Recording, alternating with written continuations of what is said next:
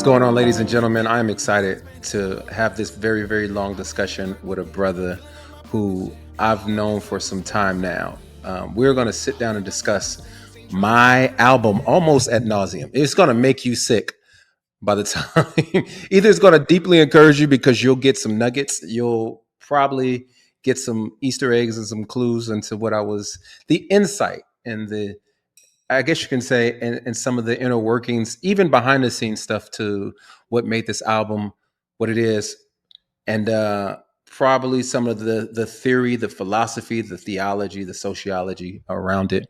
And we're going to hopefully touch on every single song so that whatever song you feel like you're excited about, we'll talk about that. Songs you're confused about, you'll learn more about. But I'm just deeply excited to have this conversation. Timothy Welbeck, who is a bright man. So I'm going to read his bio here. Timothy Welbeck is the director for the Center of Anti-Racism at Temple University. A civil rights attorney by training, Timothy is a scholar of law, race, and cultural studies whose work has allowed him to contribute to various media outlets such as CNN, CBS, BBC Radio 4, The Washington Post, The Philadelphia Inquirer, NPR, The New York Times, and Revolt TV. Timothy lives in Philadelphia. Timothy lives in the Philadelphia area with his wife and 3 children. Timothy, I think, and I met back around 2012 when we met in person, maybe 2013 when I released my album Talented 10th, if I'm not mistaken. That feels right. So that's definitely when we met, around Talented 10th. First of all, it's great to be back with you. Yeah, so we met around Talented 10th. At the time, I was doing some contributing writing for a few publications. And because of that, I ended up being on media advisory list. And so I got the media advisory list for Talented 10th. And when I saw it, I said, "Oh wow, this album is going to be layered with nuance and all of that." But Sho's white evangelical audience is not going to get any of it. Like, I was looking at all the references that you were talking about, Du Bois and Washington and Garvey and Malcolm, and I was like, "There's no way." So No way. I reached out to your publicist at the time, and I said, so my hope was that you would agree to an interview so we could talk about it, because I was painfully optimistic, but I was thinking that people had trusted you up to that juncture for wise counsel and good music. So I was like, if they could hear from your own mouth why you were leaning into your influences in this way, I was hoping that they would understand it more. But boy, was I wrong. Yeah, and I think you were, and I think the reason why we kind of hit it off and we became kindred is because of that album and some of the themes. And when I remember if I remember your writing and just your communication around it, I'd be like, this is a brother who gets it. Like, this is a brother who I need to be close to, because I feel like I'm walking in the wilderness. And in a sense I was, but I would probably change it. I was actually in the palace. I was like Rome. I was like Moses in, Pharaoh's palace. And then the Lord sent me out. And I thank him for sending me out with that album, because even though I got a lot of ostracizing, I also found a tribe and began to develop a new audience outside of that particular empire. So it was really dope. It was great. I agree. And I mean, to date, I still think it's one of your better albums and a very strong discography. And so I was really glad to connect with you in that way. And then we got a chance to talk again for the narrative too, for both Rapzilla and the Huffington Post. And so again, that's a terrific album. I think I've told you about this before, publicly and privately. It's one of my favorite albums of the last 10 years. And so I'm really excited to be able to talk to you about your return. Brother, it's been 8 years since 9 since my solo album. Oh yes, because you have the joint album with Vanessa Hill. So right, yeah. But I also want to say that this brother is an artist as well. I don't know when. I think you may be retired, but it's and that's the other reason. It's funny you say that, because like I say that I'm retiring all the time, and every now and again I get the itch to write something. So, but I haven't put out anything in a couple of years, but we'll see. Well, I usually so here's my own personal, I guess, thesis on art is to never create art for other artists. Yes. But you are a special case in that I think you're humble about your art, but you're also intellectual enough. So you have a humble disposition and intellectual disposition as well, so that you know how to appreciate art that isn't like your art. Yes. and you know how to love on people, and I think that makes it so much more. It's such an appealing process to like make art to get individual like yourself, like to get the praise and the affirmation from individuals like you. Man, So I really appreciate that. I mean, in a lot of ways, I've learned to distinguish between what I personally enjoy and just being able to see the value and the beauty, depth, and even excellence in art, even if it's not something that I personally enjoy. And so, yeah, especially just having taught some of the classes that I have over time, has really fostered that even more within me. yeah, yeah, And being an artist myself, like you said, I know what it takes to pull an idea out of the air and to execute it yeah. and to do it with There such you go. great love and care. And then and then the frustration when people just kind of gloss over, it's like, I spent 8 years on this. Yes. Thank you. And that's the academic part of you that I love, is that you know how to dive into the work and not just gloss over it Mhm. for a quick hour and a half listen and then make this harsh judgment on it. So you've been sitting with this album for about 2 to 3, no, maybe 3 weeks now. I have. And so, but even 3 weeks, if we're honest, is not enough. But it's good. It's a long enough time for us to make some sort of assessment about something. I But agree. bodies of work grow on us over years and periods of times as things happen, culture changes and shifts, and you know you're like, oh man, this individual was talking about this. Yes. I pulled up a tweet from 2017 Mhm. that I made about Christian nationalism, Um, and I reposted it today, and I was like, this is crazy. I said this in 2017, and now there are people who are just full throatedly kind of just embracing Christian nationalism. So anyway, I mean, absolutely, in so many different ways. And like I often say, there's no timestamp on good art, and there's no timestamp on wisdom. So it doesn't matter that you said it 8 years ago. If it was true then, it's probably true now too. But with that said, though, really excited about the album. In a lot of ways, I think it pulls together elements of some of your prior albums. There's a little bit of Lions and Liars in here. There's a little bit of Talented Tenth in here. It's a little bit of the narrative in here. A little bit of So Many Feelings in here, but still something new and fresh, despite all of those references and building on it too. He anticipated this day as he watched the sun refuse to rise. St. Louis the Gray recognized this was no secret judgment. It was written for all to discover. When the stars begin to fall. I'd love to begin at the beginning, actually, just with the whole idea behind the title. So Midnight yeah, yeah, Culture. So I have so many questions around that. I'll try to be succinct. But yeah, one of the first things that jumped out at me is just the notion of, oftentimes when we're talking about midnight, we're thinking about the darkest point of night, but it's also literally the point at which we're calculating a new day. And so I would yes. like for you to talk about that juxtaposition between seeing the darkness and the culture, the darkest moments of it, but also hoping to see a Yes. new day. Bro, I'm already gonna love this conversation because that's exactly when I think about the artists, when I think about literary luminaries, Mhm. there's this wonderful tool that you and I use and many people know. It's just like a double Yeah. entendre. You can take a concept and it can mean multiple things. Mhm. And that was intention. That was highly like that was definitely my goal when I think about this idea of midnight. It's a very scary time for many people. Mhm. As you said, it has this great presentation of doom, darkness, and almost like mystery in some ways, but it also carries a lot of hope, Yes. the potential of hope, the potential of redemption. But it really allows us the time to process the things we did before Yes. so that we can calculate and see what do we want tomorrow to be. Right. So That's a great way to look at it. I didn't mean yeah, to. no, no, no. It's good. It's this liminal space. So first of all, we're going to have a conversation. It's just not going to be a back and forth. So you could cut me off. You can say. You can even interject at Yes, times. yes, sir. You're too smart. You're too smart to just sit there, as those books indicate behind you, and listen to me. Uh, but no, it's this liminal space that I think creates a very interesting dynamic for us to make pivotal decisions that determine the trajectory of our joy, our happiness, our faith, our day. And so um, we're at that point of a good culture. You know what I'm saying? I hear that. And in so many different ways, we are at that point as a culture. And I would love to hear even how you arrived at now is the time to put something out, because like you say, I think it's Yeah. a nostalgia that people have been asking you for a new album for a while. You typically take about 3 years between an album. This time you almost I said, let's triple that.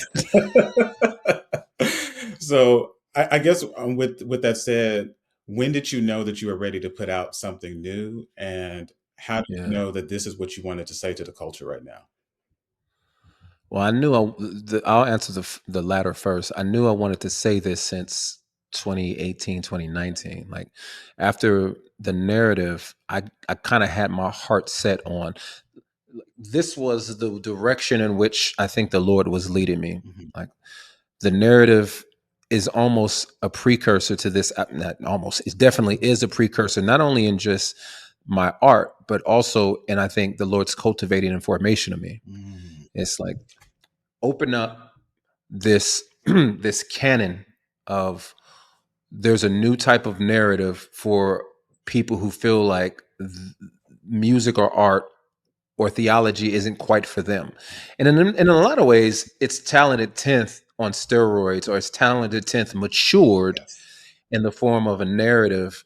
And then now I think this is actualized and like through story versus just theology and theory. This is like, man, if we could if we can visualize this through the form of stories in the course of a day, what would the way we process our theology, the way we process our sociology, the way we embody all of these things, what would it look like? And so I had been there because oftentimes in a lot of Christian spaces, mostly the spaces that I had been in before, the faith is disembodied. Yeah, It's not corporeal. It's all cognitive and not corporeal. And so bro. for me, I said, what does it look like for me to reattach these things as I think they have been in the Black church? Historically, Mhm. the faith has been something that we could read, we could sing about, but it was also something that was lived no matter what condition we were in. And And so that's something that just reminds me of a conversation you and I have had privately for a while, and just like, and that one of the biggest missteps we theorized that Christian hip hop took was divorcing itself from the Black church, because I absolutely. would say so much of what happened at Christian hip hop's, I guess, apex was this compartmentalization that you're talking about. This this Absolutely. this this um this theology that was head knowledge. We understood cognitively, Yeah. but we weren't really living out in an authentic way. And Yeah. regrettably, we've even seen some people who were at the pinnacle of that struggled with their faith significantly, I think in part because of this compartmentalization that was Yes. happening. Yes. And if I'm gonna be fair, I will say it wasn't solely the fault of the artists within the genre. Mhm. I think the Black church played a significant role in not embracing the artists. Absolutely. And I think to this day still there's a tension there where the Black traditional church at large. Now I'm not talking about your more kind of like your new reformed or non-denominational movements. Those types of churches definitely kind of embrace Christian hip hop. Mhm. I'm talking about your more traditional Black churches, the progenitors of like gospel music. They've and also who have strong influence over gospel radio as That's well. very true. They still don't embrace Christian hip hop Mhm. or hip hop in general in a way that I think is going to allow for us to have that orthodoxy and orthopraxy. That's real. And so we've been tempted by CCM. We've been tempted by evangelicalism to go over there and it sounds, but to get the bag, but ultimately to get opportunity because people want to share their Yeah. message. It's not about money. Mhm. They want to share their message. They want to share their heart. And if I can't do it in Black spaces, well, I'm gonna do it wherever somebody wants to hear me. And to that point, I mean, you're exactly right. I grew up in the Church of God in Christ, and so many of the leaders in the church, You don't join in. you got to be born it. Come on, that's You got to be born. listen. That's what it was. That's what it is. but to your point, so many of the leaders there just, I don't think, understood what hip hop culture was, Come and on. even how it could be presented in a way that was consistent Oh with their man. teaching. And so I think that was a difficulty there as it related to just the embrace as a whole. Just to give some credit to the pastor that I grew up under, his framework for what hip hop was and could be was based on what he was hearing in the media, because he was unfamiliar with the culture. And so Yeah. he's hearing the most vile version of it, and is, I think, rightfully being derided in the public sphere.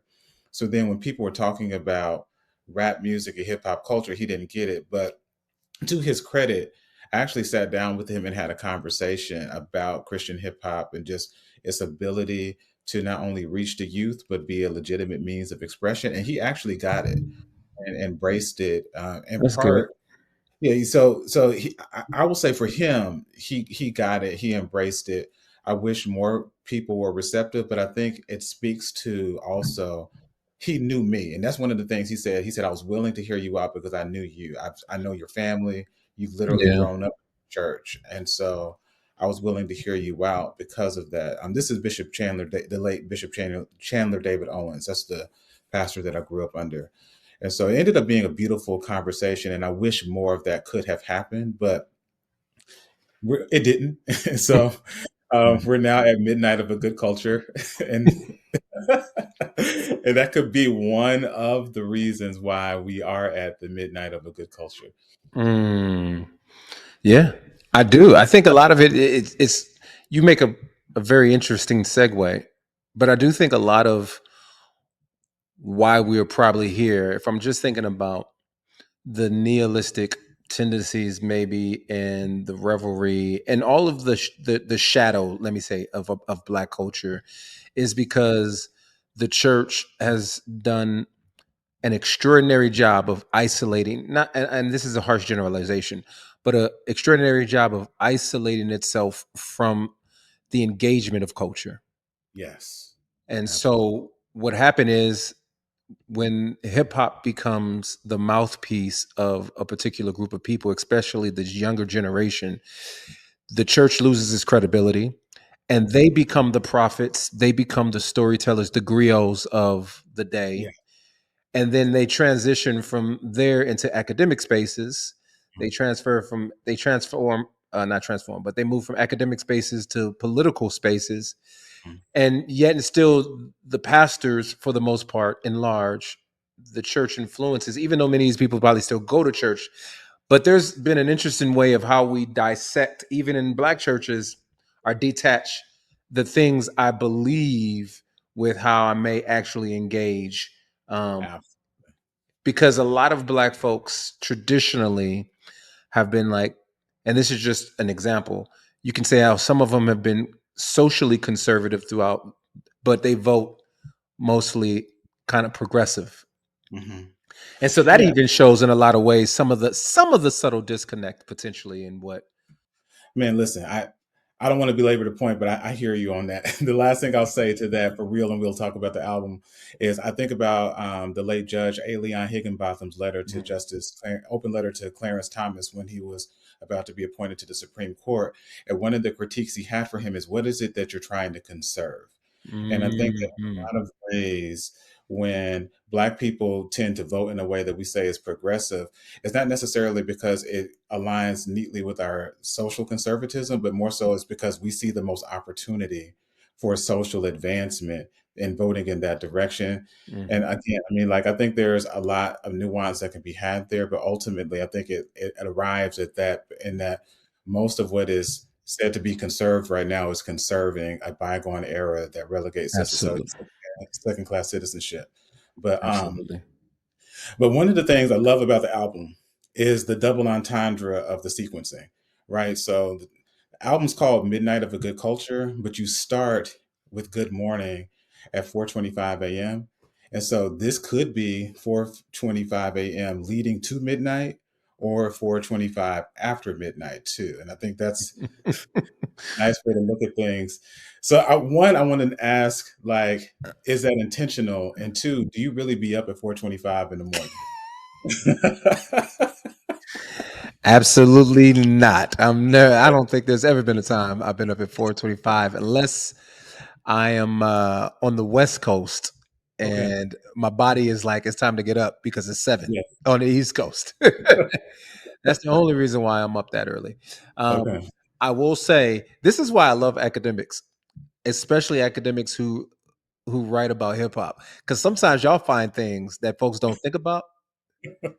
And it could have I could have been very disingenuous to be like, yep, that's exactly was my goal. That's exactly what I was thinking. But I was not thinking of it as after midnight. I was thinking about Mhm. we're leading towards it, we're moving towards it.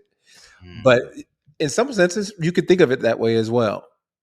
The reason why, so like the sequencing that you intended, I think, is the most natural interpretation. But the reason why I was thinking it could go both ways is that if this is the 425 after midnight, then this is a cautionary tale as to what Yes. happens when the sun doesn't rise. But Right. with the way it is, it's just like this is the hope leading to the sunrise of what happens in the lead up to that.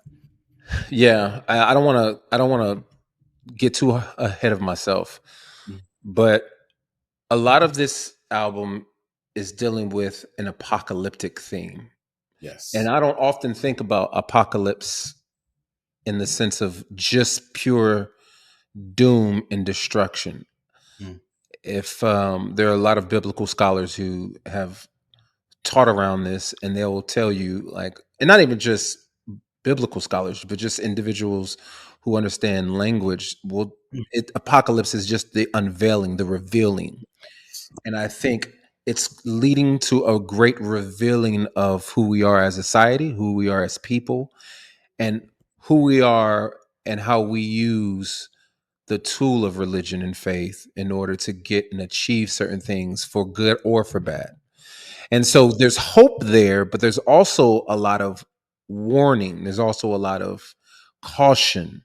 So yes, there's the song Good Morning starts off the way it does. The first line is highly intentional. Like you didn't like this doesn't sound like a protest song, but you're welcome. Because oftentimes there are things and times in which and how we operate, and it doesn't feel like this is quite appropriate, but yet and still there's something. Like, for instance, I love comedy. Comedians tell jokes, Yeah. but oftentimes when they tell jokes, there's great truth carried Yes. in this joke, so that you have to Mhm. wrestle with the truth of it, but the joke disarms you. And Exactly. so the goal of this song is to disarm you in a sense, to make you feel like, oh, we about to we about to have a good time. But as you're having a good time, you're like, hold up. Hold up. Society is falling, like this ain't. And that's why Vanessa Hill, when she sings, she's like, And I asked wanna you go. about that. Yeah, yeah, yeah. Go ahead, ask your question. I won't I do mean, that. one, I think I thought it was great that you work with her again. I think you all have great chemistry. Absolutely. You actually introduced me to her with so many feelings. Um, how did you go about even asking her to communicate that theme of the song itself? So so before I even get into that particular song, I want to say shout out to not only Vanessa Hill, who is a wonderful artist. She just got married recently.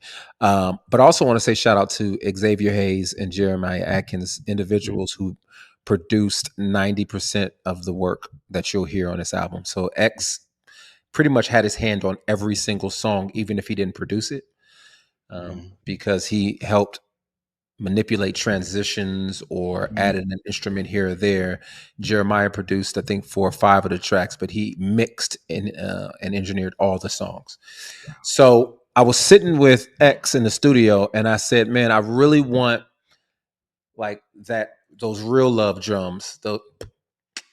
And so, because I just feel like there's something about the 90s nostalgic sound that I'm just trying to bring back. There's this nostalgia, but I want to make it new. I want to make it relevant. I don't want to live in that moment, because I think even in that, we talk about preservation. We're talking about preserving a golden age of something. So your mind goes back to a particular place emotionally and socially, but there's a new message attached to it. And I think in a lot of ways, there's something beautiful about tradition, but like Jesus, he's fully into upholding tradition while being fully revolutionary. Mhm. And so in the same sense, I'm trying to hold on to this sound that I think is beautiful, and it's gonna hearken to a particular time that I think where hip hop was at its best state. Listen, you're not gonna get a disagreement from me on that. And I was actually gonna have that conversation with you around new nostalgia, so I won't Yeah. go Yeah, deep so I'm into gonna that. leave that alone. I'm gonna leave that alone. But I also wanted to bring this revolutionary component to it so that it can have this dissonance. And so I said, hey, let's make a beat that feels like it's 90s, but I'm gonna ask Vanessa to sing in a way that brings it current. I'm going to do a lot of the chanting in the background. And I said, I just want you to make it, I want you to be naive. Right. So she Mm, hears my lyrics. I wrote the lyrics. It's very, there's a lot of rebuke. There's a lot of declarations. I'm very demonstrative. I'm making all these claims and these assessments. I'm asking these questions. I'm almost like at my podium. I'm on my soapbox. Imagine it very dark outside, and yet you see this young lady in a yellow dress just kind of prancing around singing a song, and everybody's like, why is she, what's happening, like what's wrong with her? Like, and there's almost this kind of beauty in her naivete, but yes. also there's a sense that she will be awakened to the the destruction that's happening around her. Like she can only ignore it for so long. Yeah. And that's why in the in the first hook she sings, she says, it's such a beautiful day. It's such a beautiful wait. Like she's Yes. being awakened to what's happening around her. And I think a lot of us are in that state where we can act like we don't see it. Yeah. But at some point it's going to be like, wait, hold up, wait, what's happening? Absolutely. And the other thing that I thought too was that really jumped out to me as well as it related to that was when you talked about the ancestors singing on plantations and the generation of people who went from Reconstruction back to segregation. And in a lot of ways, what it made me think about is this current moment. We have so much to learn from the ancestors and the elders, just in that we have been this way before as a people. And so much of how we can navigate what goes forward is learning from the lessons from the past. I was wondering if you could talk about that some. Right. And we talked about it a little bit earlier. I think there is a wonderful picture of what the Christian life can be in its and it's the black church, as many have said, is a wonderful picture of the preservation of a true Christianity or a form of true Christianity, especially within this nation. It shows us a few things. It shows us how to thrive without power. It Mhm. shows us how to be authentic, even to be loving and resilient in the midst of oppression. It shows us how to love your enemy. It Mhm. shows you how to have defiant joy. Come on. But it also shows us how to be a people who are can give reproach in a creative and artistic way. We'll get to this on Might Not Go. Um, Man. so it's just not being passive. It's just not an opioid, as Nishi would say. It's a faith that is full of power, that gives Yeah. us endurance, that gives us tenacity, but Mhm. it gives us that in the most, I guess you can say, in a way that doesn't need you to lord over people. Come on. You know what I'm saying? And that actually leads me to the exact thing I was going to say next. When the first time I heard "Good Morning," it made me think about Psalm 137:4. How do we sing the Lord's song in a strange land? And it's the Mhm. children. It's a lament in part, kind of alluding to the exile, and just Yes. thinking about how like we, in a lot of ways, have had to embody that existence of having the faith in a true and authentic way. And like you said, building resolve and tenacity, being able to critique, being Yeah. able to find joy, forging community, and like you said, Yeah. against the mechanisms of power in the process. Brothers and sisters, I don't know what this world is coming to. So the next thing, like it's still early in the morning. The next song is Monsters and Mascots. And one of the things I was thinking about is how, like, I just love the motif behind this, but in part because most mascots are monsters. Absolutely. And so I was just thinking about how you're effectively saying, I'm not going to be your mascot. I won't let this thing turn me into a monster either. I was wondering if you could talk about that some. I think there's there are certain types of positions, because it could have been, I could have added I love alliteration, so I could have added a third M. But there are monsters. There are people who understand the evil that they're doing, and in some ways they're so depraved and they're controlled by that evil that they are reprobates, and they see good and they are intentionally trying to manipulate good. And I will say, I don't think there are a whole lot of people who operate in pure evil, who are pure monsters. But I do think an overwhelming amount of people who do harm in our society are mascots.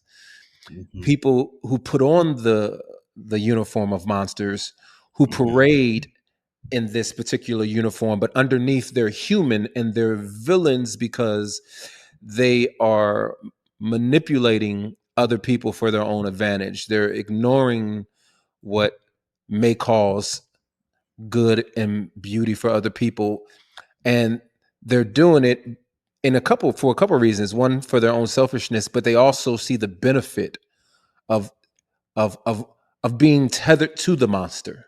Yes. Right? They see the benefit of being associated and doing the bidding of the monster.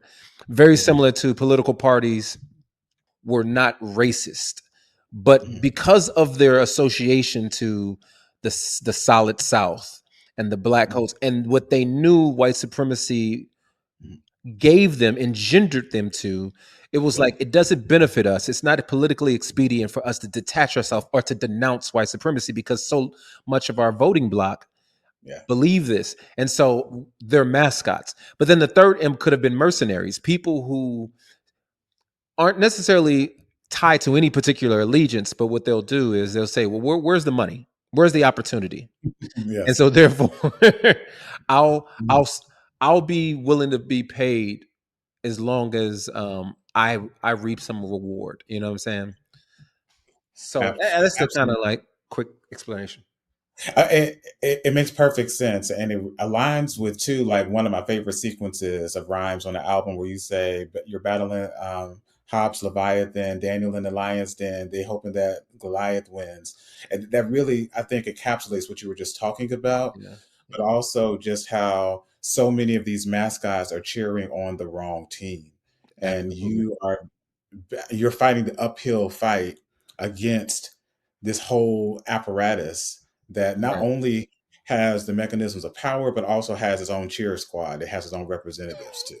Right. Yeah. And what's the line? Doggone it. Some are henchmen, some are minions and henchmen sending spells through the speakers. Some sow with the reapers, some are something, or some are creepers.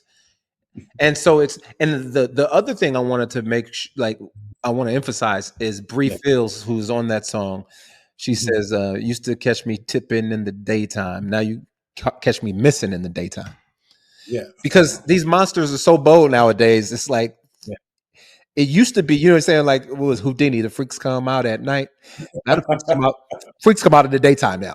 Broad daylight. Broad daylight. 5 in the morning. And they tell you what they're doing. It's like, we're don't have no qualms about it. Because as you said, we have all the mechanisms of power. So we're going to tell you what we're doing, and we're going to continue to do it. And I dare you to say something. It's best for you to be a mascot for us now. And folks is like, well, might as well. I got to win. And the church, sadly, has become one of the greatest mascots for these monsters. I ain't gonna say nothing else, 'cause I'm gonna get in trouble. But yes, I co-sign that completely. I think, though, that is a perfect segue into one of my favorite songs on the album. I'm trying not to be partial to songs, but "I Might Not Go" is one of my favorite songs on a really strong album. Best believe we fall short in our best moments. I bet you 6 days you could put the rest on it. Glory like Jesus with a picked out fro. Bronze feet tattoos on the streets of gold. Some talk about a God that they might not know. Everybody talk about heaven, they might not go. They might not go.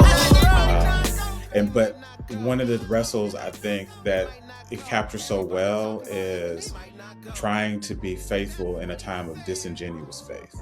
And just like so much of what you're talking about, so many people within the household of faith have become mascots for the empire. Yes. And how do we become the faithful ambassadors of the God of the oppressed, while so many people who say we're on the same team are cheering for the empire? Bro, so to go back to the faithful witness of our ancestors and on plantations, this song is directly inspired by a very popular spiritual. My I favorite got spiritual. shoes, you got shoes, Yes. all of God's people got shoes. When I get to heaven, I'm gonna walk all over God's heaven. Yes. Everybody talking about heaven ain't. Heaven ain't going there, man. Listen, I randomly walk around the house singing that song. I was gonna do it right now, but because the Morehouse Glee Club used to sing it all the time. So Yeah.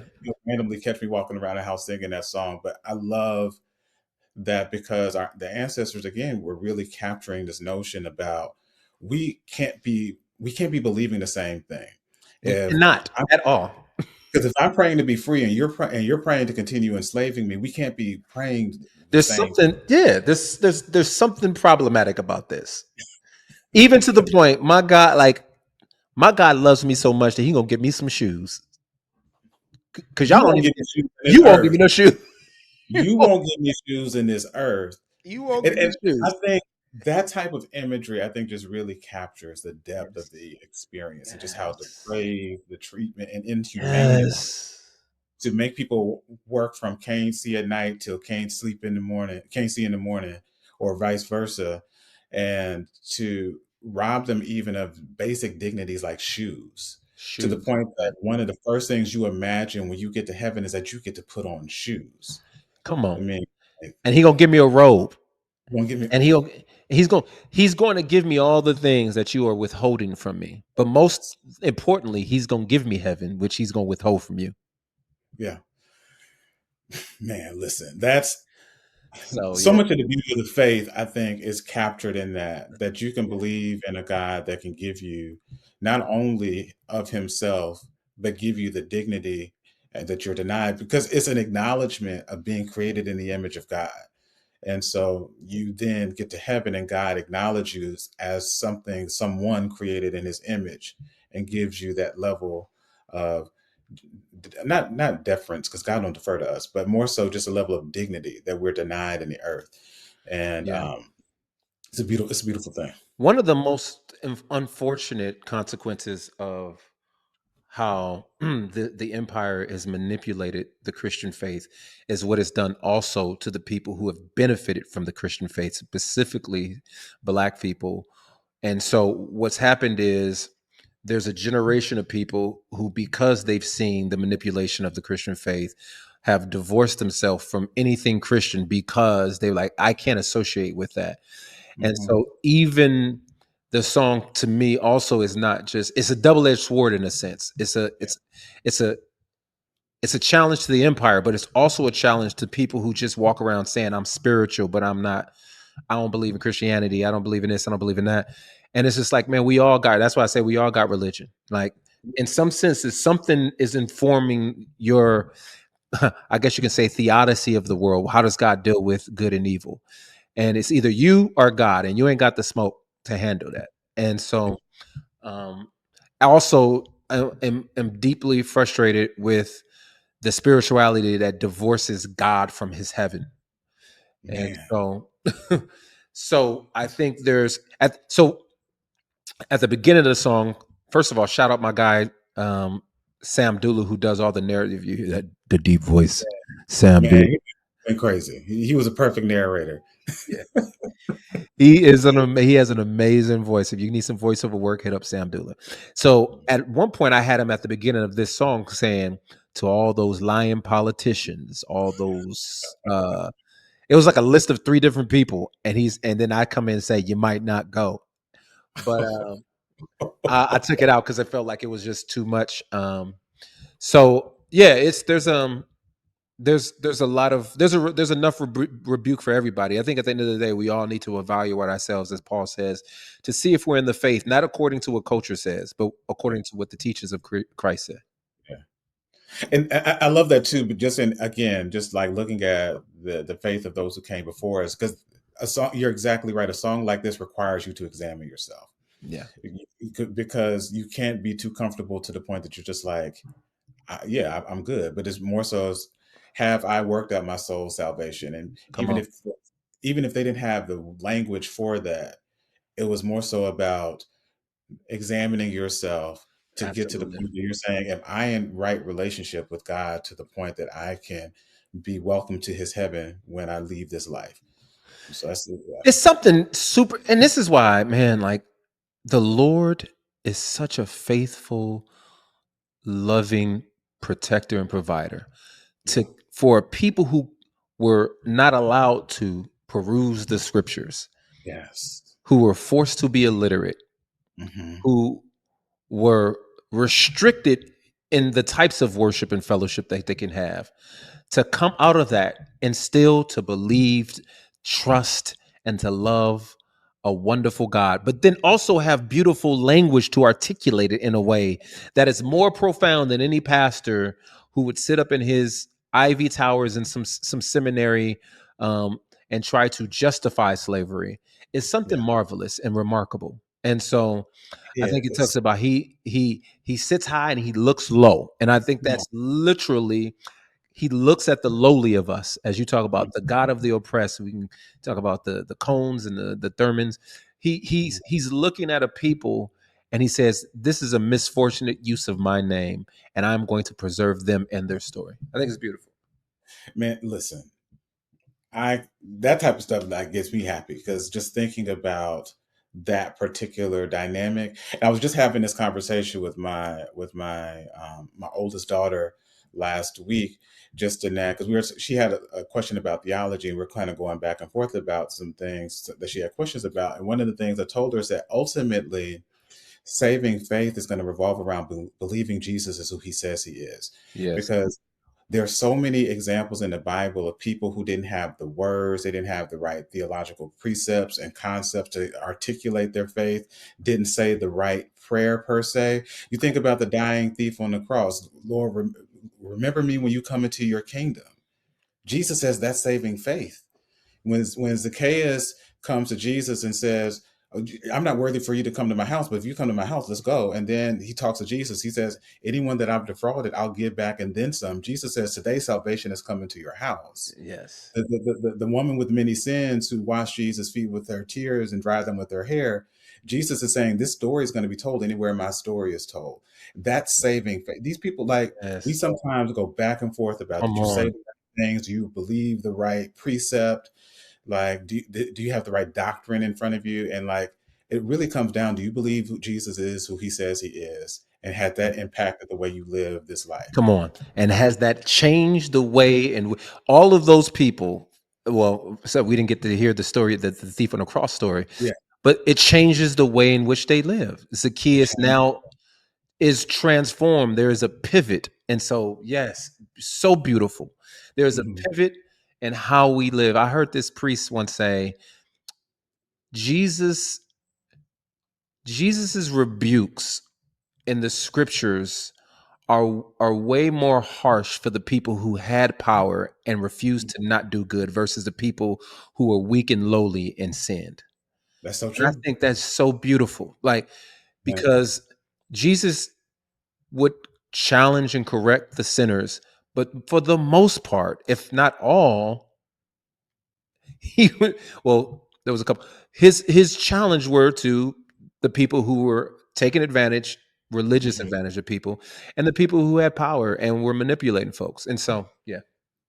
Absolutely. Absolutely. But I also Um, want to point out, this is one of my this is one of my favorite songs in this. So I just like the fact that I also get to tell a message, but I get to rap. You know what Come on. I'm Use rapping. saying? Yeah, I like to rap. I like to just give bars, and so like, there's a lot of bars, there's a lot of metaphors, a lot of double entendres. There's a one of my That's a favorite lot. lines on this is I bet you 6 days you can put the rest on it, and Come on, bro. I mean, that's at least a double, and that's what I'm saying. Just like I love, just like I love that. And one of the things we talked about too early on when we were talking about your albums is like the jump in lyricism for you around the time of Talented Tenth. Not to say that you weren't rapping before, No, but you one of dogging our me. You dogging me. It's all right. sound out, please. No, no, no. I see. I'm No, I'm consistent. listening. I'm I'm listening. consistent with what you said because you mentioned how this was a different day, so y'all excuse the references. But you were like, if you're in a store and you see my CD, so this just shows you how far long ago this was, That's crazy. and you see my CD next to Kanye's, and you see my CD maybe next to a Common, I would want you to at least pause before you make a decision. Yeah. And I think that songs like this are demonstrative of what I believe Christian hip hop should be in Yeah. terms of the level of quality and the messaging and how we can continue to challenge. And so, like, so I wasn't dogging you. I was more so No, it's good. saying It's good. I was just just the joking with you. example of what you was talking about before. Yeah. Um, I think the last thing I'll say about the song too is that I guess like the fact that we're still listening to it, I guess it means we missed the rapture. So did like we get to go? But once this song is also produced by X and Jeremiah. So man, he was really in his bag when it came to hearing my vision, and I remember sitting in the studio on this song, and I said, man, I need a spiritual that's like remixed, and he was like, I got you, and literally within like 45 minutes, took that sample, flipped it, and I start mumbling, and I just start like, you might not go. And they were like, my man Jeremiah's like, that's it. That's it. Whatever you gonna say, that's it. Talk about that. And I was like, all right. And then I went home, wrote the song, came back and recorded another day. So Wow. Actually, this is something I intended to ask you earlier, or maybe later. Actually, I was going to ask you about this with Langston and Baldwin, but we're here now too. So, about the process of writing the album too. mhm. So, when you're writing, particularly an album like this, it's especially with the weight of expectations of having waited so long to put something out. Are you writing these songs in the order in which they appear, or concepts coming to you at different points? When do you know you have this overarching concept that you're going to build around? Yeah. So I knew the concept. I knew the grand motif. I Okay. did not know the order until maybe 10 songs into it. Okay. Um, Makes a lot of sense. so I think I knew that so I did know I wanted to have a song that was called Good Morning and a song that was called Good Night. I knew that. Mhm. And, but for the most part, I think it was as songs came to me, I just wrote them and I just trusted that the Lord like is going to help me make sense of where it lands in the ethos and the kind of milieu of this album. That makes And sense. I think, man, and there's a couple songs that didn't make this album as well. There's Mhm. ideas that I wrote and I kind of was like, nah. I recorded some songs. I think I could think about 3 songs, and I was like, nah. And then there's a song that, as we're going to talk about probably later, Donna, that wasn't intended to be on the album because the album was already done, and Mm. then my mom passed away, and so I just felt like this urge to write a song about it, and I was really just going to release it as like a single. But yeah, so the process is just it's literally some songs I kind of knew I've been wanting to write for some years. Mhm. Monsters and Mascots is a song that I've been mulling over for many years now. I actually am writing a musical, and I'll use that song for the musical, but I'm not going to use it anymore. I'm gonna use a Okay. part of it. I'm gonna use a part of it, but it's not going to be in the musical anymore. But I I'm gonna just come back to that musical thing when we talk about Langston and Baldwin, but let's go. but keep going though. Yeah, no. So the writing process, oftentimes happens with me sitting around reading a book, watching something, having an interaction, and something sparks. That's the way my creative ingenuity happens. It's like it rarely happens when I say I'm gonna sit down and write a song right now. It's usually something someone said if you're bored, it's because you're not paying attention. I think Mm. people have attributed that to Maya Angelou, but I don't think it was her who said that. And so I've learned how to pay attention. Mhm. And so when I do pay attention, things come to me and I just write it down. I'll put it in my voice notes. I'll do something so that I can come back to it. And then when I feel like, okay, now I need to have the discipline to work on this song, here's a list of things I've said that can help feed to the body of this song. And now I'm not working from a blank canvas. I'm working from, I have all the colors in front of me. I have a little sketch. Now I just get to color and paint and build out. And so there are a few songs, Monsters and Mascots being one of them, where the beat was already made. We didn't make the beat from scratch. My man X was like, I think you may like this. And he played it for me. And I was like, yo, I know what I'm going to do with this. Okay. And so, but there were about 4 songs like that. And so I just needed to take those songs and kind of marry it to the concepts and the lyrics. I still got. If we talk about faith, yeah, I still got it. One God of the got things that I think one of the through lines and the concepts really comes in this sequence of songs right here, including the interlude. So you got Might Not Go, then you got Idols for the Nihilist, and then you got Still Got Faith. And I thought that was just such a fitting journey through just wrestling with the faith, Yeah. because you got the song that pushes you to examine, are you actually living this thing authentically, and challenging people to consider that and doing that through the lens of history. And then you got then you got this challenge of, can you be bought? What are your idols? And so can you talk about just that, and even Yeah. what idols the nihilists crave? So I'm gonna take it back a little further because the sequencing is very important, and this is the reason why I love art, and this is the reason why I don't like making a collection of songs. I like to make an album. I think about the grand theme. It's we start and we end with intention. So we Yes. think about good morning, but we also think about what comes after that. These monsters are out in broad daylight. Hmm. Right. So we know that the sun is taunting us and that there's darkness, but then these monsters are out just living their life to their fullest potential. But these monsters might not go. They might not go. But they're out here selling us these idols, right? Yeah. They're pitching us these idols. Mhm. Um, and it takes a lot for us to abstain and to show self-discipline and self-control so that we can still have faith. And I think Yeah. there's all This, types of idols. I think I'll say this really quickly too. Again, I know it wasn't intended. I know we've talked about this already, but I think this is why the album works forward and backwards. Because I think, again, the most natural interpretation is how you sequenced it. But I think you can also flow backwards in that. So, like, for example, you get to number 5 and you still got faith, but then you hit the marketplace and idols are presented to you for sale. And if you succumb to that temptation, you might not go, You might and then you might become a monster or a mascot for the empire.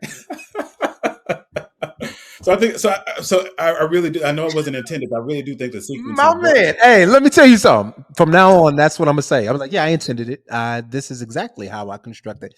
But I'm gonna be so. Amen to you, brother Timothy. This is the reason why I want to have this conversation with you. Mhm. But I don't think that's accidental, though. I think the Mhm. spirit works in ways that are beyond our understanding. Come on, absolutely. I think, and this is where I think a lot of our Protestantism, our Western theology has impacted the fact that the Spirit is doing a work inside of us, is giving us utterances that we cannot understand or control. And I will, if there's any kind of thing, there's anything noble, anything of good rapport in what you just communicated, it ain't because I thought of it. It's because the spirit did a work in me, and he was like, "Let me help show out." Because his brother, he think he's smart, he think he clever, but when I hit him with this one, he ain't gonna even know what to do. But I ain't gonna let him know until Timothy talked to him. Come on, my brother said, the word of God is good to equip and to sharpen us for the work of the ministry. Timothy, Yes. look at you Yes. living it out. Man, absolutely. But like, but seriously though, I think I think this crux of the album really helps to shape the rest of the trajectory, because like you start off with the bang and with all these subtleties and nuance, almost saying like, wake up, you've been lulled to sleep, and good morning. Yeah. And then you've got this encounter. There are monsters roaming around in broad daylight, Yes. and they might impact your ability to see God. You might not go. And then you got these idols for sale. And then, despite encountering these idols for sale in the marketplace, you still got faith. Come on. Still So, got it. And it's difficult. And we there are a lot of temptations around us that are trying to impede us from preserving the faith, the fighting the good fight, from keep on keeping on, if you will. You know what I'm saying? G.E. Patterson is, man, I love him, and he's, you know, there's the scripture. It's the tempest is raging is the sermon that he's preaching in the sample that I used, and from that song that's borrowed from Peter walking on water, what you see is him trying to focus on Jesus, but the storms are battering around. The tempest is raging, and you get distracted because you start to look to your left and your right. And when you eyes off Jesus and almost drown. come on now, and when you take your eyes off Jesus, it's easy to be sold and bought. Yes. And so when you're in the marketplace and it's like, well, but, or how about this? Or did you think about that? Or what if we had power? What if the church could have the power that we thought what if we can make people, what if we could, you know, and it's just like, but that to me is not what the Christian faith is about. So let me keep my eyes on Jesus, and ignore the raging waters that are around me. It's a lot of work, man. And we're going to fall, as I've communicated in the first verse of Still Got Faith. We will fall, but he's still good. He's still faithful. We can doubt, but he's still good. And I didn't want to make it seem like God is good and I'm going to have this passive ignorance. It's no, he's good even in my recollection of the doubt, like the pain, the suffering we experience. I see it's like Jesus is not telling Peter to ignore it, to ignore the waters. He's saying have faith in the midst of it. You know what I'm saying? And in a simpler sense, Jesus and God they don't call us to ignore the pain we have, not to ignore the doubt, not to ignore the injustices, but have faith in the midst of that. Come on. And in having faith in the midst of that, you brought Lex Divine on here too. She appears on the album a few times. You talk about working with her, and particularly why you felt like she was the one to help communicate this part of the message. All right, so I've been trying to get her to, without giving too much of her story. I would love for her to share on. For some reason that is beyond me, she has this this really interesting relationship with music, and I've been asking her for many years, like, yo, like, what are you doing? You're too talented. But I also know the pressure that creates, because people have tried to force me to make albums when I didn't feel like I was in a season to make albums. And so I've tried to be mindful of like putting that pressure on people. And so I reached out to her, I think maybe 5 years ago. I don't know. And I was just like, hey, would you be interested in working on this project with me? And she was like, well, right now I'm just not in a good space.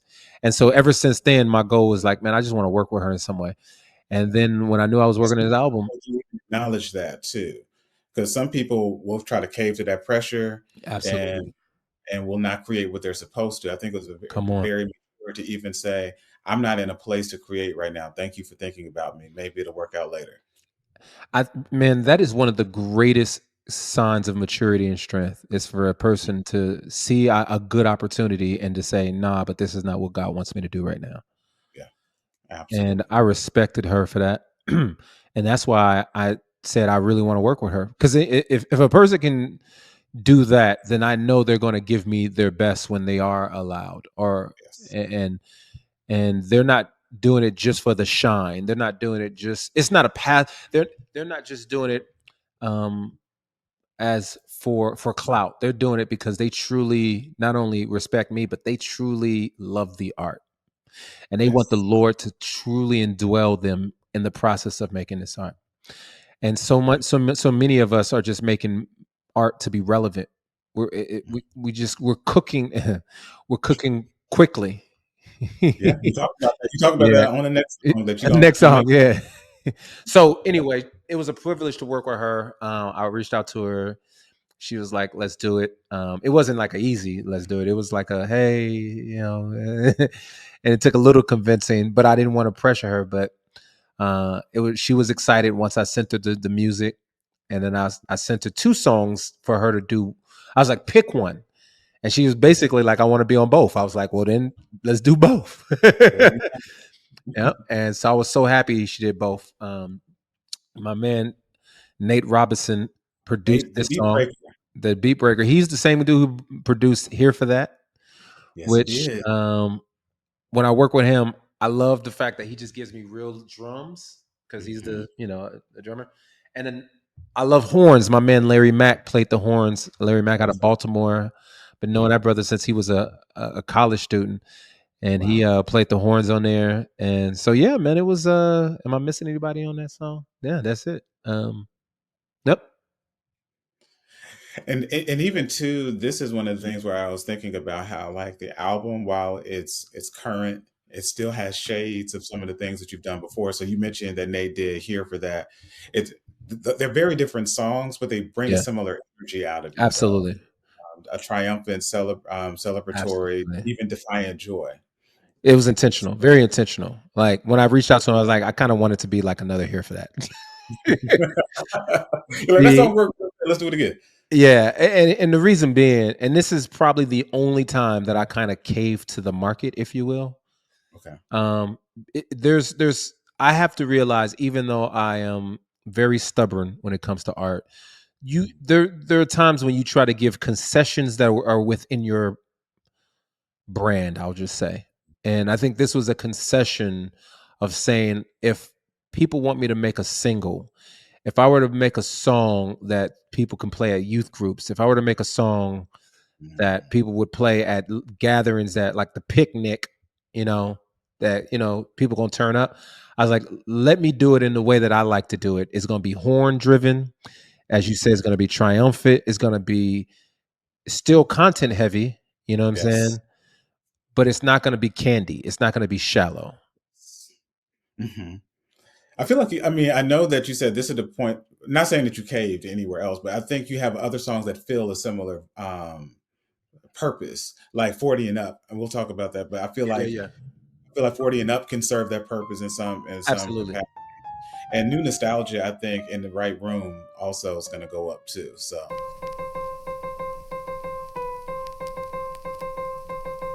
Oh my God, yes. Oh my God.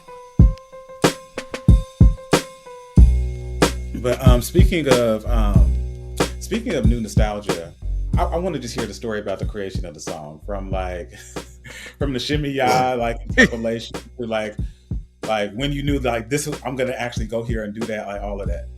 So one of the things I was attempting to do is, knowing that I was going to be releasing an album, I wanted to build anticipation towards the release of the album. So I was going to write a bunch of freestyles and call it the New Nostalgia series.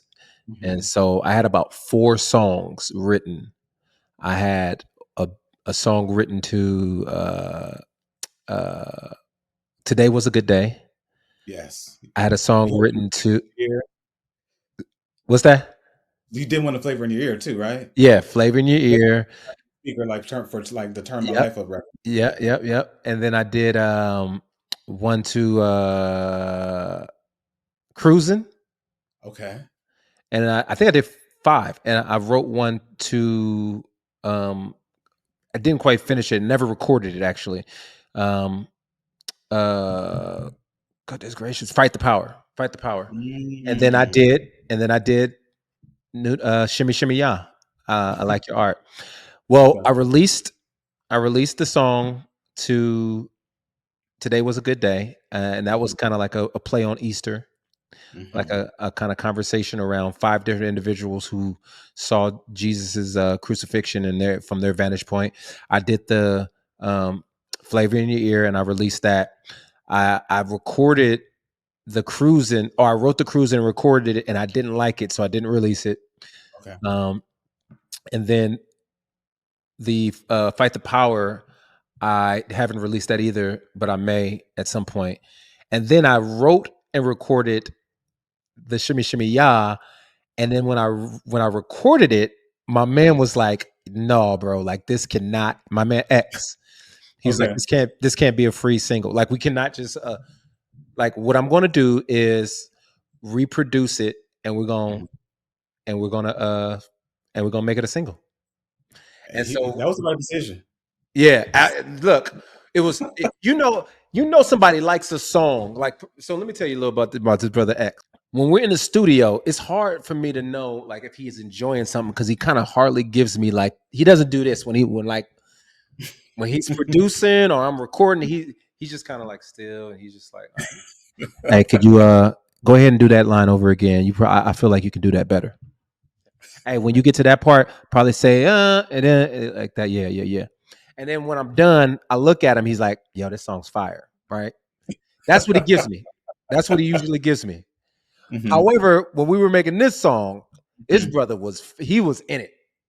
It was so he was feeling it so much. He started going to different parts, because him and Jeremiah were in the studio together. Okay.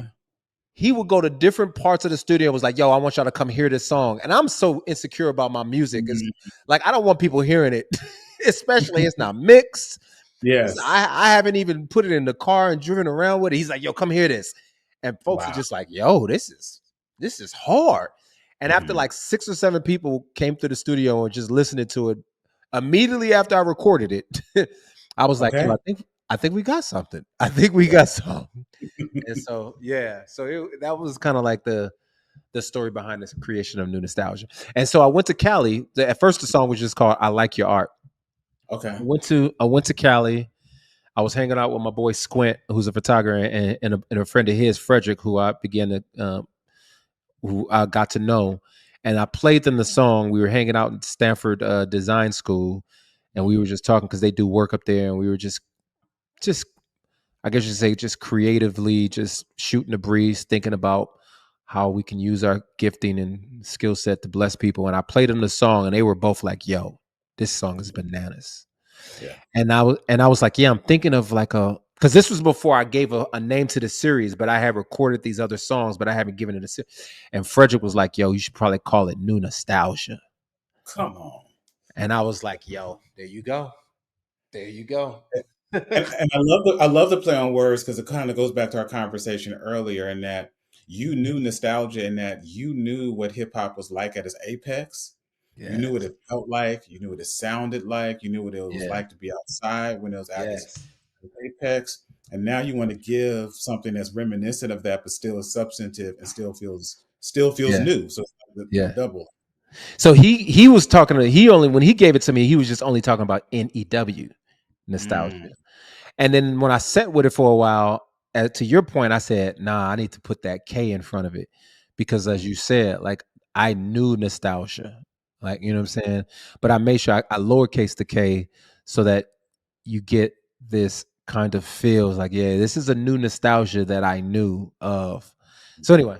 The other thing I love about it too is just how like it really captures the idea that like we're the elder statesmen now, and it's important for us to even embrace that role. I know sometimes, when you get to the age that we are, that people don't want to embrace it. We're the adults in the room now, but I think it's so important that hip hop has elders that can say, "Listen, absolutely, we remember what the culture was like. If we're not careful, we can go the wrong way. We might see Midnight." If there's a subtle, I guess, a sub story and a secondary motif, I think that's it. Is that I am trying to make music for old heads, but not old heads that are going to be ornery about the people coming behind them.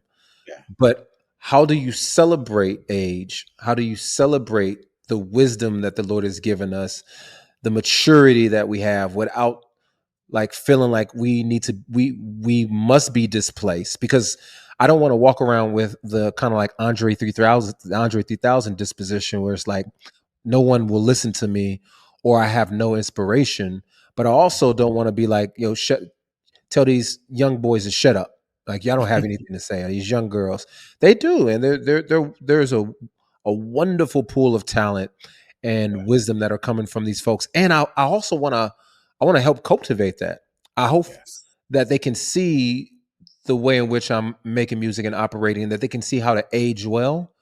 You don't have Yes. to extend adolescence, because I think a Come on. lot of hip hop is just, especially Christian hip hop, is us trying Yes. to extend some adolescence. It's like, man, like you are in your 40s, rap about stuff that pertains to your life. Please. Yeah. I so feel that. I feel like so much of hip hop for a while was, like you said, what you talk about in Talented 10th, Peter Pan, or what Nas Right. talks about in Second Yeah. Childhood on Stillmatic, just how, like you said, this extended adolescence, there's no growth and maturation. And I'm not gonna belabor this point, because then people be coming for me when I do. But like, that's a lot of the critique around Drake, just in that, he never fully matured, that he filled that Peter Pan role. But again, Yeah. like, anytime I talk about Drake, especially because I teach this Kendrick class, like the Grams, they be finding me. They be like, "What did you say about Drake? What did you say about Drake? You a hater?" And I was like, "Actually, no, I'm not. Like, I promise, I'm not hating. I'm just Right. like, I'm making observations." But to that Yeah. point, though, I do think it's important that we see people aging well. I think the Clips tried to do that with "Let Yeah. God Sort 'Em Out." I think Nas is doing that with the whole Mass Appeal run, like bringing back some of these legends and letting them put stuff out. And this generally, I think we have some good examples in hip hop right now. People aging well. Common. I I think. thought Fonte did a wonderful job with his work Oh, some years ago. Yeah. But like you said, Common, there's and finally, I'm say finally. And then when Jay did it, it was obviously, now it's cool to, you know what I'm saying? yeah, It's cool. absolutely. You know?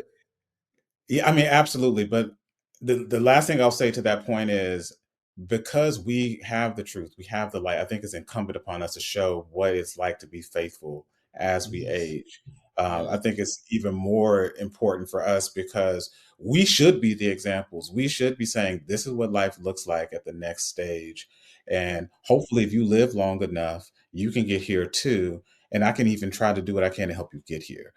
And so, But not only that, I think it's a disservice when we age, we maintain this wisdom and this knowledge because you've circled the sun a few times.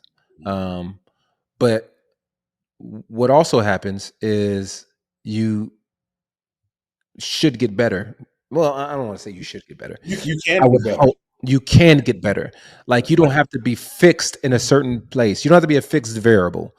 And I think a lot of hip hop artists, it frustrates me when I want you to still have your style, but don't rap like it's 1999 though. Like, yes, only a few people can still rap like it's 1999 because their styles were transcended before then.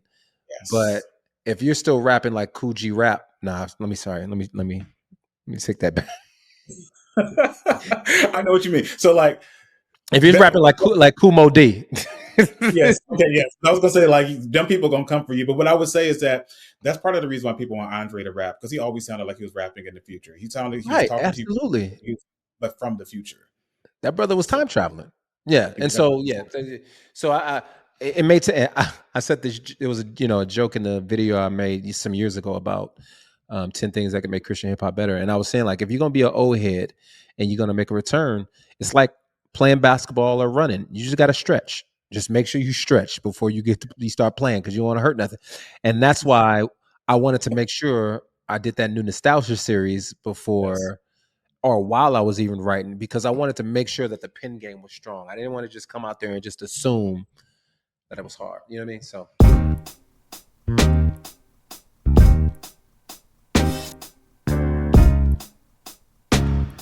The other thing, so the next song you have is "Meeting Phillis Wheatley," and again, this is one of the songs that really jumped out to me, in part because I recently read Jasmine Ward's essay mm, on Phillis Wheatley. and particularly about Phillis Wheatley's husband and how so much of his life and their life jointly was misinterpreted and mischaracterized in a lot of ways, in part because they were two Black people navigating what it meant to be not only public figures, but outside of the scope of bondage at a time where Hmm. you could regularly own Black people. Yes. And so when you talk about this is art in a time of depression, that you can't take our pens, you can't chain our love, I really thought that was a beautiful way to continue Phillis Wheatley's story, but bring it into the current day. Absolutely. So I just wrote down because I'm about to buy that book as soon as we get off this call. It's The Fire Next Time. It's a series of essays, and her essay on Oh, Phillis Wheatley. okay. Her essay on Phillis Wheatley, I think, is one of the first ones. So she edited the book, but also wrote one of the essays in it too. Oh, okay. Cool. Yeah, I'm trying to become. She's one of the people, and so I read a lot of her poetry. I've read some of like some biographies about her, but she's someone I want to become. Like when you say you know a person, I want to know Phillis Wheatley. Like I want to be able to, like. Anyway, I love the complexity of her story. Mhm. But yes, I don't even remember what the question was. I mean, listen. Even if the conversation is, I would love to meet Phillis Wheatley, I think we could stop it there. That part of the conversation, just in that Phillis Wheatley is the type of person, just the Yes. complexity and the dimensions of her life are Yeah. just something that we can not only value but learn so much from. Just Yes. Think about the type of art she made in a time of depression. And yes. so I don't like to over explain my music, but you've done a good job of pulling things out of me. But I will say this song on two levels is probably one of the songs I enjoy the most doing for some reasons because it's very esoteric. Like Mhm. it could be in a sense like I am meeting Phillis Wheatley, and you can see that in some sort of like platonic or sexual sense. Mhm. But I would prefer people to actually see it in a metaphorical sense. Like Yes. who is Phillis Wheatley? Mhm. What is Phillis Wheatley? What does she represent? And if you Yes. listen to the lyrics in the context of not thinking of Phillis Wheatley as a person, but what she embodied and the ideas, what does that mean for us in 2025, 2026, 2027 in relation to art and identity? Mhm. Yeah.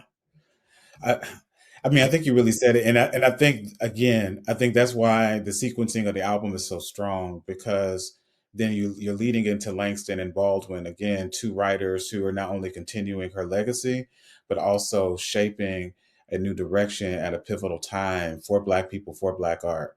I got a lot of questions about Langston and Baldwin. Yeah. So my Well, first one is, I think I know the answer. Go ahead. What were you about to say? no, I just wanted to say Lex Divine was on that song as well. Did Oh, a yes. wonderful job. This was also a song produced by X and Jeremiah, a song that was already produced before it was given to me as I was digging through the crates, if you will. I said, I gotta do something with this. I have, and I already knew that it was gonna stretch me because I was like, I don't want to do the typical rap. Like I want to try to sing, if you will. I want to sing rap. I want to do something different that is not Mhm. the typical Sho Baraka sound. So it was definitely a risk, and I think it was a risk well attempted, if you will. So that's it. We can move on to Langston and Baldwin. Yeah, I didn't want to gloss over, Lex, your contribution to the song. I think it was a beautiful contribution, and also like it's a great just composition. I thought, and also the risks that you took there, I think worked well. Also, This is awesome. We are Langston and Baldwin. A renaissance like we wrote this in Harlem. Made it to the top all the way from the bottom. The poets and the prophets. Langston and Baldwin. So who's Langston and who's Baldwin? I have my guesses, but Yeah, you pretty much got it. I think you know which one's Langston, which one's Baldwin. But I also think it's so I said the poets, the poets and the prophets, Mhm. Yes. are causing you some problems. In a sense, I think what's beautiful about Langston Baldwin, Sho Baraka prop and we can continue to list, is that they embody both the poet and the prophet. Yes. Especially when we think about the Harlem Renaissance and what it was attempting to do was to combat the propaganda of racial prejudice through art and storytelling. You have to be prophetic in your creativity. Yes. And in the same sense, I think Prop and I embody this poetic prophecy, if you will. And those two individuals were great examples of that. He is definitely a little more Baldwin than I am. I am more of your kind of Langston, in the sense that I think the wide range of my creativity is Prop is more of the kind of activist socialist. I mean, not socialist, but sociologist. Yes. He may be a socialist. I don't know. And so, yeah. But although we didn't like say I'm going to be Langston and you're going to be Baldwin, we kind of had an understanding of who is who. But I was also playing with the idea of, like, at one point maybe even like including Malcolm and Martin. Okay. But I was like, nah, let's just keep it art. Let's just keep it poetry. Yeah. And also Malcolm and Martin, to me, with all respect to who they are and their legacy, kind of felt cheap, if that makes sense. It's become cliche. Yeah, it's cliche. There you go. It would have been very trite, very cliche, very obvious. That's why I was like, well, how about we dabble and stay clear of those two and just stick in the paradigms of which we truly operate, which is as writers, artists, poets, but also people, as we talk about, who write books, who speak to culture, who lecture. Yeah. Absolutely. And you and Prop have great chemistry too. One of my questions for you is, like, when are y'all going to stop playing around and just give us like a joint EP or something like that? We've talked about it, but never, it just, the closest we came to is when we did our speaking tour together. Yes. In 2018, 2019, I think. Yeah, those two. And we talked about it, but it's just, I don't know, man. It just never happened. So Prop came to my class in 2018, and I actually asked him the same question, because I think, if memory serves me correct, he had put out an album and you were on there. And I was like, when are y'all going to stop playing around and like do something together? And so this is where I mentioned before, I said I was going to come back to the musical thing. He was like, man, he's like, Sho, he's like, it's not for a lack of desire. We want to work together or whatever, but you just never know what Sho was doing. Like he said Sho was in Memphis right now doing a play for the anniversary of the King assassination in the San Antonio.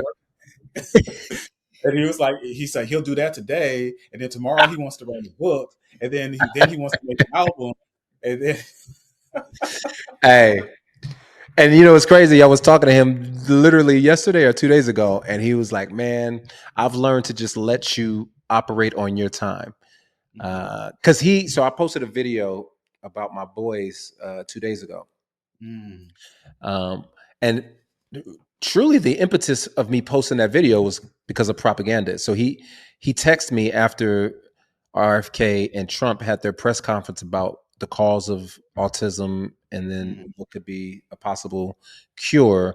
And we were just texting back and forth our frustration about that particular press conference. And he was like, man, in so many words, people need to hear you speak. Oh, wow. And the only reason why I conceded to that was because I felt like the Lord has been putting me in this position for many years when it comes to my kids being on the spectrum and me using my voice, because I do think there's a difference between people asking you to, speak out of selfishness, but then there's like an overwhelming amount of people like, hey man, your experience has blessed me. The Lord has used you. Like, you should probably speak out more, man. I would love to hear your thoughts on, and I'm just getting an overwhelming amount of that. And so when he communicated that, I was like, man, maybe I should say something about that's not directly going to be like a rejoinder to RFK and Trump, but just something that can give hope and peace and solace to folks who are going through this, but also do it in a way that's my own voice. And when he saw it, he called me immediately and was like, bro, this is what I mean by sometimes you just got to give you an idea and let you operate on your own time. And so, That's beautiful. He's my twin, as I say on there. We're like, so we're interesting. Quick story, show story. So how we met was actually in Beef and Tension, because if you know this. Some people Yeah. who are viewing this, we come from the cross movement camp, Yes, y'all right? did. And so the Reach Records Lamp Mode contingency is not to fraternize with the Tunnel Rat contingency. Mhm. And I just ridiculous inherited beef. And Yes. so we You both inherited get in, me. yeah, we both go to the Legacy Conference. I think this is 2009 or 2008, and we're at MacArthur's, the MacArthur's Diner, because Mhm. Brian Dye would always take folks to MacArthur's. So we're sitting at MacArthur's, and it's the Reach Records guys, and then in walks Prop and Odd Thomas, and we kind of knew, it was like, oh, those are dudes from the Tunnel Rat. So they ain't Yeah. really like, they ain't real Christian rappers. You know what I'm saying? And they looking at us like, oh, they're them religious dudes who don't really like respect the art, and they are dogmatic and I guess you can say single minded. And Mhm. then Prop and I get to talking, like, just passing the time. You're like, yo, what up, man? Yo, yeah. And we get to talking, and we both realize, yo, we kind of came from the same hood and lived in the same Yes. places, and start naming things. And it was like, yo, and hit it off. And then it was just like, yo, why do we not like each other over some stupid stuff? Like and then Y'all are two sides of the same coin, truly. off of some just became twins. Just realized we were both from kind of the IE, representing Southern California, and ever since then, it's just been my guy, my man, 100 grand. Man, that's great. I'm glad that y'all have the bond that you do, and I'm also just glad too. Just you were mentioning the story that you shared about your sons. It's beautiful the way that you've humanized their not only their existence but also this you all's relationship. I love how on words you talk about they're not a problem to solve, Yeah, because so often we treat people on the spectrum as though they're a problem to solve, and it reminds me of the whole story behind the man born blind when the disciples came to Jesus saying, "Who sinned, this man or right. his parents?" Because we often have that conversation like, is there something wrong? And these are Mhm. people created in the image of God. They're not a problem to solve. Amen. Yes. Yep, I am writing an article exactly about that particular exchange, because there's a Wow. lot going on. People are politicizing the issue. The Mhm. Pharisees, the droves, everybody's trying to figure out how they can get their argument Mhm. attached to this individual who just had an ailment, who's healed. And it's like, nobody cares about what this individual's feeling. No. You know what I'm saying? And so, yeah, Prop is a good dude, man. And I love the fact that he is also the impetus in a certain way for me rapping about my kids. Mm. Because he's the first person who asked me to write a song about raising kids on the autism spectrum. Wow. And so on the song I Ain't Got an Answer, he was like, yeah, man, just write about your son. And I remember writing about it, and it really didn't impact me at the moment. But when he sent it to me after it was mixed and I listened to it, I was like, yo, that came out of me. Once again, one of those moments where it's like, in spite of me, the spirit did its work. Yeah. It's beautiful. It truly is. And we need more of that type of discourse too, especially because of just how problematic the discourse at large is. Right. And I imagine you've heard this too, but I've I had several people in my network telling me just how much those songs meant to them when they came out. People raising children on the spectrum and just saying that finally somebody understands. Yeah. Finally somebody put into words what I didn't have the ability to do. Yeah. Yeah. It's, I wanted to, so I Ain't Got an Answer was my own personal, as I say in a song, it was a digital diary. It was me just lamenting all the things that I felt, and then hoping that the Lord would give me peace in the midst of this lament. Then Words comes around, and I made that song with the intention of aggravating people in a sense. Like Mm. I wanted this song to start off with you feeling the tension that us as parents feel with this noise. Like, what is that? Oh, that's a young boy crying. Like he's like, you cannot console him. Mhm. And that's our experience, man. Like, I wanted you to feel what we feel, but at the same time, there's hope. There's there's a bunch of hope there, but we can't solve our problems oftentimes with words. It's Yeah. proximity, it's presence, it's Mhm. love, and a lot of it is our own. It's not even about solving them, it's about how do we solve ourselves Yes. so that we can be better parents and better advocates for these individuals. I mean, that's real. I mean, and that really shows the perspective shift in that Yeah, truly the inner work, it needs to happen with you so you absolutely. can have better means to interact on that level. But you and Prop work. You want to talk about the narrative, because we could shift and just talk about the narrative. I'm Hey, actually coming right back to you Langston and all Baldwin. okay, because we could do all He's my like, albums. leave this song alone. We talk about the new album. I want people to get the new album. No. I was like, we could do them because I love talking to you. We could do all 3 albums if you want to. All the last 3, I mean. Yeah, like I feel like Right. both of our Like, wives would come looking for us if we talked about all 3 albums tonight. Like, what are you doing right now? facts. Are you still talking? You still talking? You still talking? But You still pontificating up there? Good. but to that point though, I do think that you and Prop make beautiful music together. Y'all work really well together, and this is just another example of that.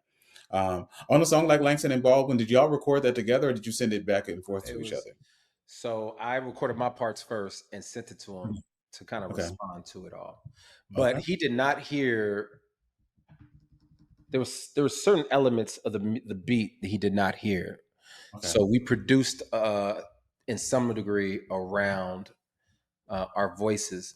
And so once again, X, who produced most of the album, produced this song, and I said I basically was like, I want that kind of Diggable Planet sound. And you referenced that. You referenced Diggable Yep. Planets in the Yep. verse too. I was going to ask you about Yep. that. Yeah. Yeah. Yes. I'm cool like that. I'm black Yeah. like that. Time traveling rap to bring Harlem back. Yeah. Yep. And again, you did just that, and again, just the flow works so well because then you come into the Bootmakers Ballad. Hey, brother, I like those boots. You know I come from a family of bootmakers. We started off with no boots, but gave free labor for the United Straps Alliance. That's such a rich interlude or story that you're telling.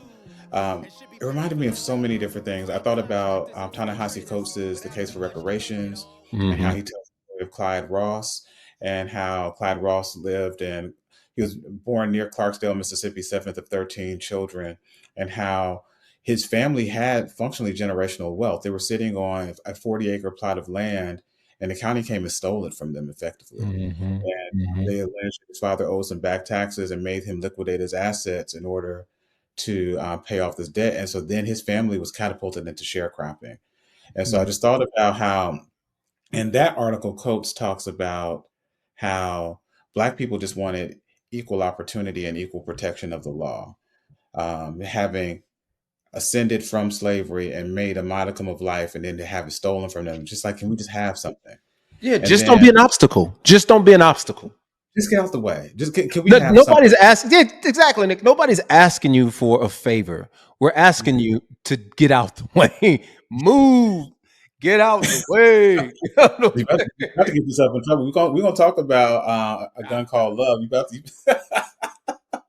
but you're about to get yourself in trouble with these people on the street. You're like, I just love to cuss. Yeah, cussing just to be cussing. Oh man, but the other thing I thought about too is Ta-Nehisi Coates has this the book "We Were 8 Years in Power," and like he begins with the essay talking about the end of Reconstruction, Right. and the senator from South Carolina talking about we were in 8 years power, and Coates ultimately talks about how the fear at the time was not that Black people would mismanage government, but it was actually the opposite. That people were afraid of Black excellence, and that during Reconstruction, Black people ran government so well, coming off the heels of slavery, that people were dumbfounded. Yeah. Um, that you were able to build a coherent and functioning society, at times even better than your neighboring counterparts, and you were the people that we say are inferior. You were property to be bought and sold, and now you're running things better than we are. And there was a fear there. And I think you really capture a lot of those two positions, wanting this equal protection of the law and also the fear of Black excellence in the Bootmakers Ballad. So off camera, you asked me, did I have favorite song? Yes. And this is one of them. This is one of those songs. If I would say, even if I wouldn't to say, even if I wasn't to say that I have a favorite song, I would say this is probably one of my favorites because of what it means to me and what it meant to create, and the type of work I think I needed to put into it to create it and to tell a cohesive story, but tell it in such a creative way that it still kept its fidelity to history, Yeah. but it wasn't trite, it wasn't cliche, and it kept people's attention, and that it kept you on your toes. You know what I'm saying? So yeah, I love this track, man. I love this track. It's crazy how much I love this track. Now, If is I the were to story say, if Go ahead. I was gonna say, is the story based on a true story? Is this your actual family history too that you're telling in No, it? no, it's not. It's just it's my creative. It's based on somebody's family history. It could have been, and I think that's really what it captures. This could have been your family story, and Yeah, it could is have been. someone's. Yeah, but if I were to say 30 years from now, 40 years from now, if there's a song that I want people to remember from this album, it would be this one. Mm, okay. Like I love everything, but I want this to be I would love for this to be the kind of like Gil Scott Heron's The Revolution will Mm, not be televised, you know, Whitey's on the moon kind of thing. yeah. Ego tripping. Uh, you know, hmm from I see that. I see Nikki like the Giovanni. aim that. Yes, with Nikki Giovanni. I see your aim here, and using allegory, but then the spoken word to capture that. Yeah, yeah, yeah.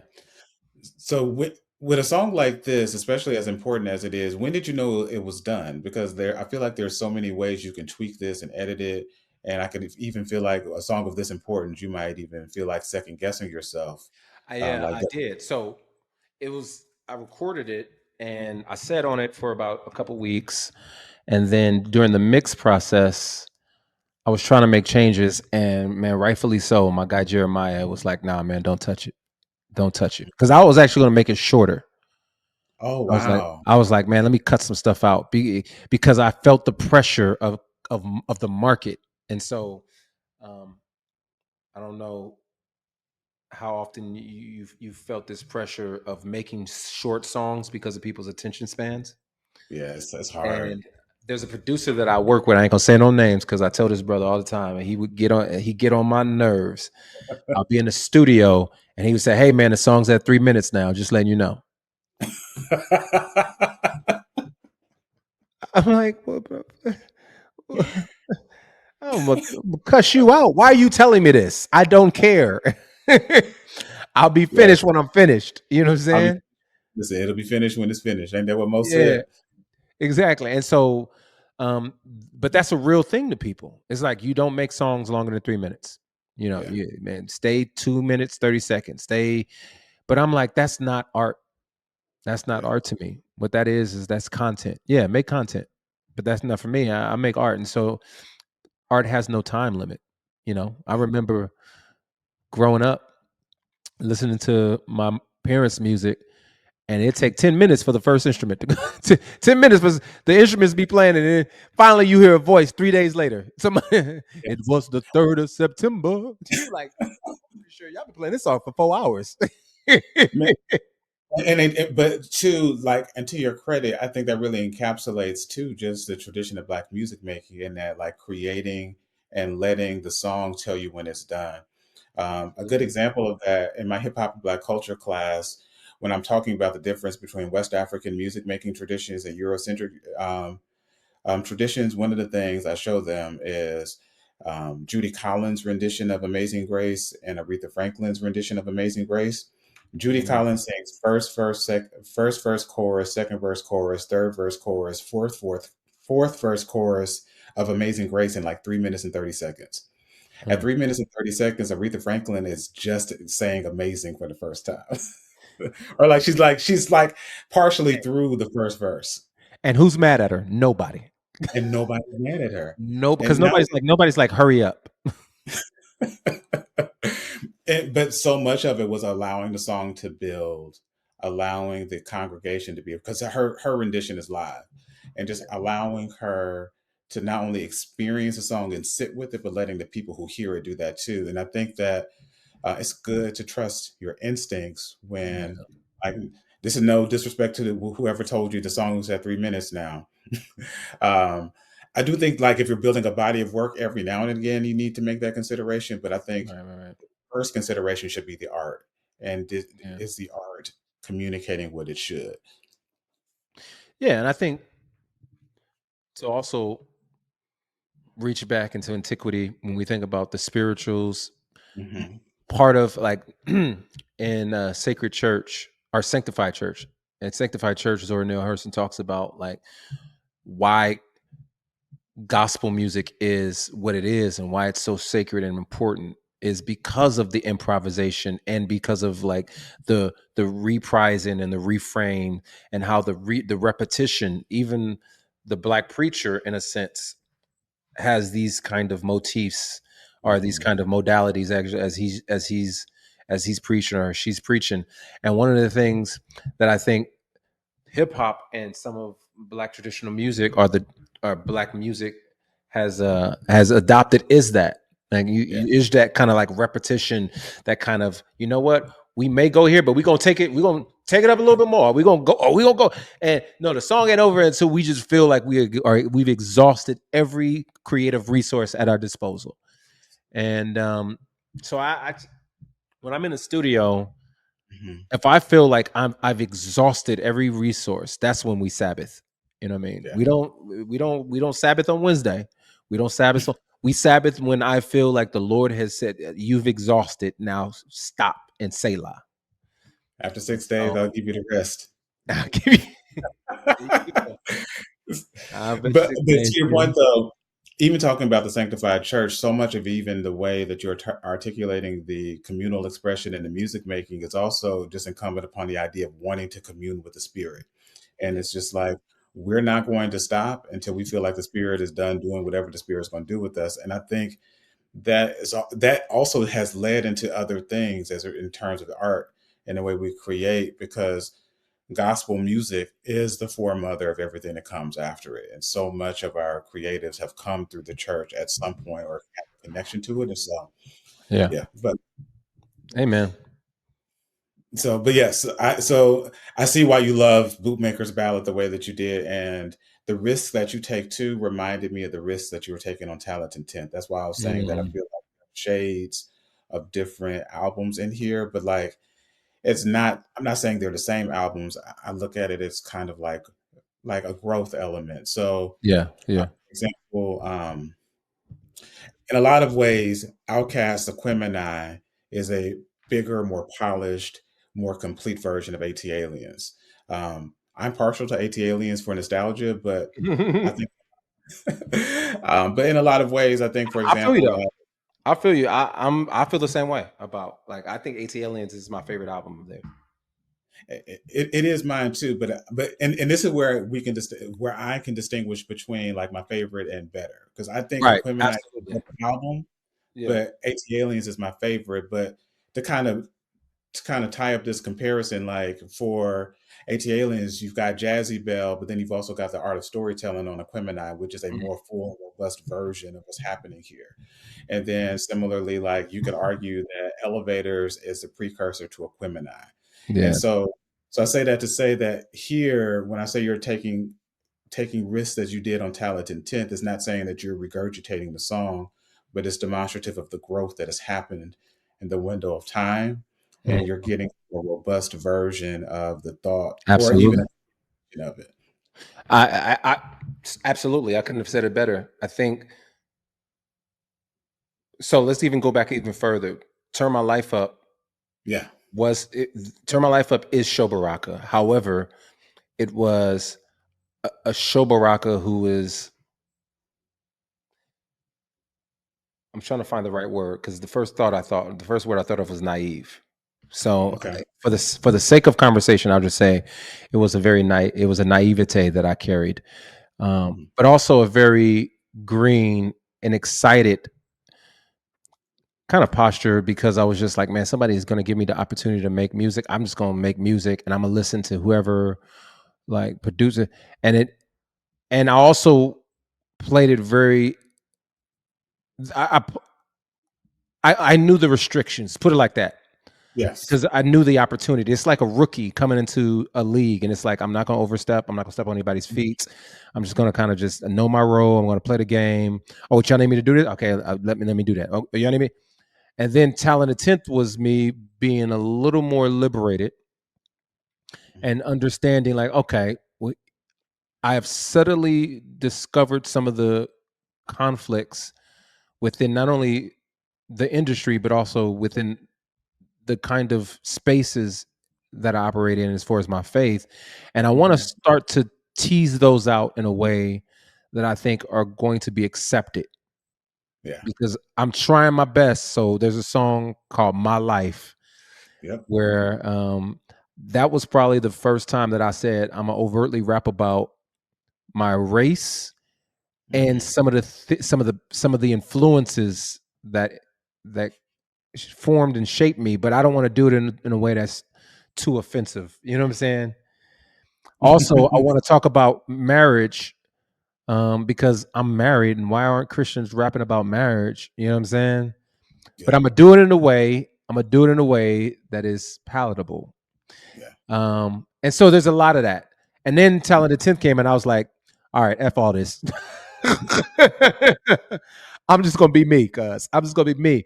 And the issue with Talented Tenth is, I think I was even though it's a great album, I think it was a very anxious album, where I felt like 45-year-old Sho would tell, I can't remember how old I was during that time, let's just say like 31, I don't know, would tell him, hey, I feel you, but you can communicate these things in a way that that, because I don't want to make it seem like, no, you know what? This is what I would have said. I was like, hey, bro, you made a great album, but you got more growing to do. You got more growing. You're going to continue to grow, and you're going to be even more excited about what you produce. And this is the catalyst for your next couple projects.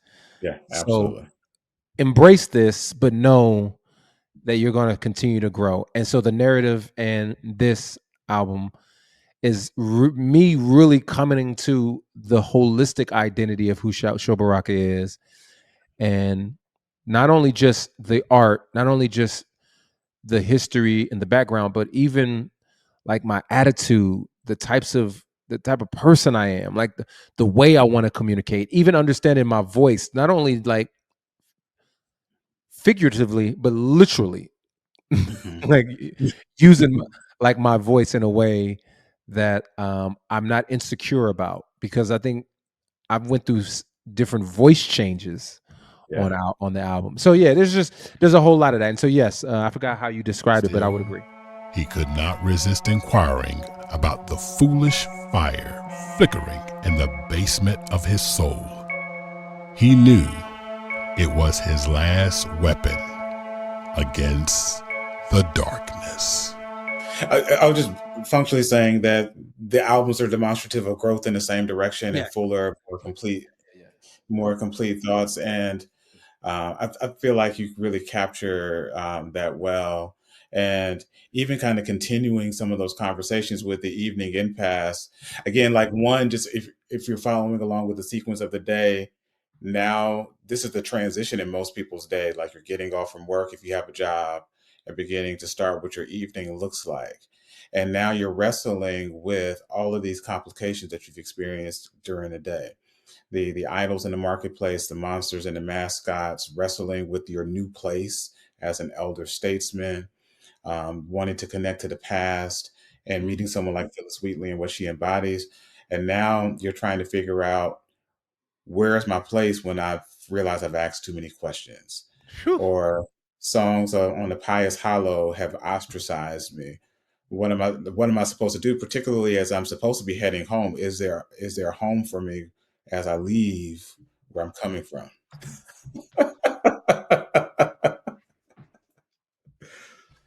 Bro, I picked it. Look, let me tell you. I was like, I gotta talk to Timothy about this album because this brother, he gonna get it. He gonna pull some stuff out. Yeah, man. I appreciate the conversation and even like getting some early access to be able to sit with the album and really pull from what you're going for with it. But in all of that, the one thing that I did not consider is love. Yeah. And so that's the foolish fire that's flickering in the basement of my soul. Because it leads into the next song. Yeah. You know, there's a lot of weapons we use. There's a lot of tools that we can, but no matter if I sit with the academics, no matter if I sing songs with the pious, like no matter what I do, if I don't do those things from a disposition of love, then it's all just a noise. Yeah, it's a clanging glass, a tinkering cymbal. Yep. And then to talk about love being the weapon, being the next song. One is it's a beautiful composition. A song called Love, just a beautiful like composition, the way it grows and evolves. It's a singer. Does she go by Jill? Am I saying it right? Jael. Jael. Okay, Jael, forgive me. She's actually, she lives in Portugal. I think she's Haitian, if I'm not mistaken, but lives in Portugal. Was based in Florida for many years, but yeah. So I'd heard a song of hers many years ago, and it just stuck in my head. And then when I was thinking about people who could work on this song with me, that song came to mind. And I had never talked to her ever in life. I reached out to her through Instagram. I was like, hey, I'm a fan of yours. What's up? Like, would you be interested in doing a song with me? And we talked and made it happen. Wow. She plays the guitar. So she basically produced. So she sang and she's playing the guitar. Wow. On that song. Yeah. And so, I mean, you say so much here, and actually that's something I want to talk to you about, because like, I want to talk to you about the choice of language. I was going to get there, but in part you say so much prior to that, and then you get to a point where like you say something that I feel like some of your audience, they only hear that. That's it. Absolutely. But before that, you talk about the last, like love being the last weapon against darkness. You talk about being homeless in your faith tradition, and again, I think that connects to the evening impasse. Just you ask too many questions. Sitting with the pious and singing their songs now rings hollow because you lack that love that should have been a catalyst for it all. Yeah, absolutely. Yeah, and what do you do though? But like, what do you do? Like when you realize that you're a vagabond, if you will, and you oftentimes, maybe let's go back as you've so eloquently put it, we say, well, it's probably beneficial to be a mascot. Right? Yeah. So many of us see the incentive to associating with people who we may agree with on some things, and while we agree with them on some things, when they're egregiously wrong on certain things, we are afraid to speak up because the reward mechanisms in which they hold are punitive or can be punitive when we begin to kind of diverge from the popular stance or thought. Yeah. And so it's like, well, I'll just go ahead and I'll be and I want to be clear, like a lot of the tension, whether it be like political, it's asymmetrical. So I'm not trying to say like I'm not trying to create any false equivalences across the board. Like some people perpetuate greater evils than others, but I think still there's a call for us to be people of character and people of of uh of honor, and to not just fall in line just because people tell you to fall in line. Yeah. And with that said, like the song has such a layered and deep message behind it. But again, the choice of language towards the middle of it, I feel like so many people who would have or could have benefited Yeah, from the message are going to miss that because the only thing they're going to hear is that you use language that they felt are unseemly. yeah, So I'd want to hear you talk about just the choice to use language like that, and particularly when so much of your audience is probably going to come at you. How can pure and bitter water come from the same fountain? Um, and just or you just want to use other types of scripture to talk about like the choice of language here yeah, yeah. is something that's appropriate for what's happening. Well, contrary to uh I'll just say to the statement you made about so much of my audience, I don't think this is a problem because I've only received pushback now publicly. Now people were probably privately in their homes like, yo, Sho, he didn't need to do this, but Mhm. I've had very few people actually say something to me through, I guess, social media, email, whatever. There has been one institution who made a statement, Yeah, but I wouldn't say that that's my fan base. Like, I see. yeah, like they're just a Christian institution who platforms music, and they were hip to the fact that I said I use church choice language, and they were like, "Oh, because of that, we're We not going to remove. Yeah. we're going to remove him from this particular playlist." Hmm. And my response is like, "Oh, I respect that, like because this is your platform." But also, I didn't ask to be put on you. Like I didn't come to you and say, "Put me on your playlist." Like you should have listened to the music before you put it up there. Yeah. So this is really on you. This is your responsibility. But Hmm. that goes to a greater conversation that I think you asked me to touch on, is what is language? Like what is choice language? What is Now I get it. Like I'm not going to sit here and be ignorant and act as if all words are the same. Like there are certain words that incite people's anger. There are certain words that cause people harm. But then there's like words that are chosen that are off limits, no matter if the context I believe is appropriate. And in this case, I felt like I am telling a story. I am not using the word flippantly. I am using it in the context of a story. I am saying it more so like they say this, um, and I'm using it in a way that is not demoralizing to anyone. Like it's not directed at a Hmm. person. So when I think about Ephesians 4, where it Hmm. says, using your tongue or language to tear down people, to Yeah. destroy individuals, I think of words like, man, you're stupid, you're dumb, man, you Hmm. ignorant. Like to me, that is more dangerous than to say the F word, Hmm. like in the context in which I used it. But Yeah. we as a people, like we're so consumed with protecting kind of like this porcelain faith by which we live, that we're afraid of darkness even when darkness can't comprehend the light. So Hmm. my challenge is, we as people who can walk into the darkness because we hold the light, words don't stain us. Words and ideas don't stain us when you are an individual who is consumed of the spirit, walking the light. Words are just words. It's how you use the words that become dangerous and damaging. Um, but I also think about literature, like Huck Finn, Tom Sawyer. We think of To Kill a Mockingbird. Think of Toni Morrison's books. We think of um, Flannery O'Connor. We think of Chaucer.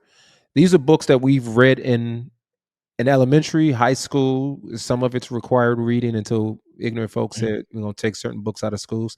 But these are all books that have choice language in them. And they're appropriate because it's literature. But I think part of the issue is because people don't see hip hop as a form of literature, as a respectable art. When I use these terms in that context, it's just me being inflammatory and not being me being strategic and thoughtful. And I'm being very strategic and thoughtful by using that word because the context is people say fuck forgiveness because you are a person of peace and I don't want peace. I want retribution. And so that's what I'm saying. Like, man, well, what do you do when people say, when they curse your Jesus because they don't see him as revolutionary enough? And they say, F your forgiveness because that's not revolutionary. Then I'm saying, man, but we have a weapon that consumes that, which is love. Even their most demonstrative, angry, agitated selves cannot withhold the love of Jesus. So, yeah. Yeah, I see what you mean there. And for the people who get stuck on it, one of the things I was thinking about is the Cosby Show episode where Dr. Huxtable's talking to Elvin, and he's talking about how what you say matters, and he brings him his favorite meal on a trash can lid and asks him, "Would you eat it all?" He says, Would you eat this?" Because he gets Elvin to talk about what he would want to eat. I think he wanted steak or something like that, and he put it on the trash can lid. And so Elvis like, "No, of course I wouldn't eat that." And he was effectively trying to talk about how presentation matters, how you position it matters. And so I was curious as to the thought process around that, especially just because I know that your audience has shifted over time, but there's still some expectations around language. Absolutely. No, yeah, absolutely. And I also recognize that, let me say this first. The people, I hope the people that are complaining aren't the same people who turn around and listen to Kendrick Lamar and praise Kendrick Lamar. So y'all better be consistent. I also think about the same people who criticize or who are, like, for instance, there'll be people who will say, and I wrote about this when I wrote about the movie Sinners. Like, Sinners is all about demons and witchcraft, and I do think there's a sense in which you should be mindful of what you consume and the subtlety of voodoo and witchcraft. That's, well, not so subtle, but what is being communicated. But also, don't turn around and watch Black Panther, and there's the same kind of witchcraft in Black Panther or in these Marvel movies where there's Thor, a god. You know what I'm saying? And you're sitting there celebrating this god of thunder, but you feel like you can't watch a movie that talks about voodoo. Like, there's an inconsistency in some of our entertainment consumption that I think we have to be mindful of. And so I say in that article, I say, don't be like the hypocrites or the Pharisees who, I say, don't be like the Gentiles who watched every one of the Game of Thrones episodes, but act like you can't watch Sinners. You know what I'm saying? And I mean, that's true. Or even like, I think those are apt comparisons. But even something as small like Frozen is full of Nordic mysticism, exactly, and magic and all of that. So like, you don't even have to go to Game of Thrones, because some people say, well, Game of Thrones is too much for me. Like, it's too much nudity or it's too much violence. Well, that's why I said Marvel movies, because Marvel has all kinds of witchcraft, all kinds of idolatrous worship and paganism. But yet we'll watch those movies and write reviews and rave about them, use them as sermon illustrations. And in the same sense, what I'm trying to communicate, and I wrote about this in my book, He Saw That It Was Good.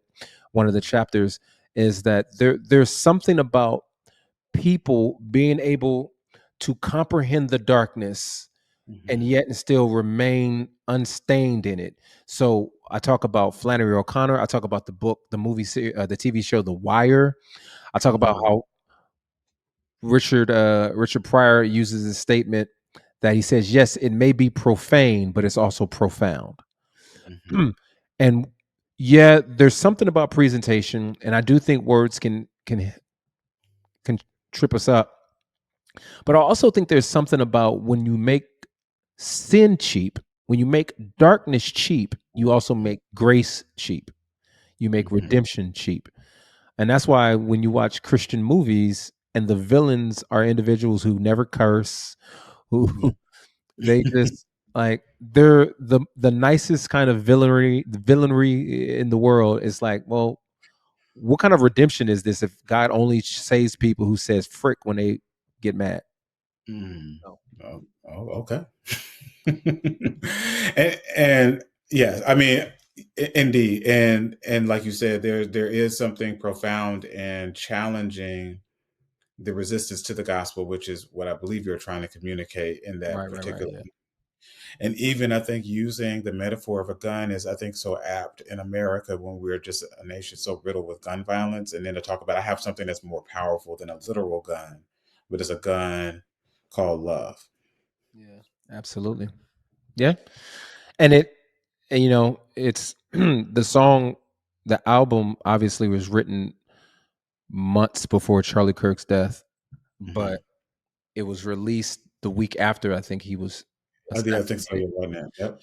And so I think about the timeliness of even that, like just a gun called love. It's just such an appropriate.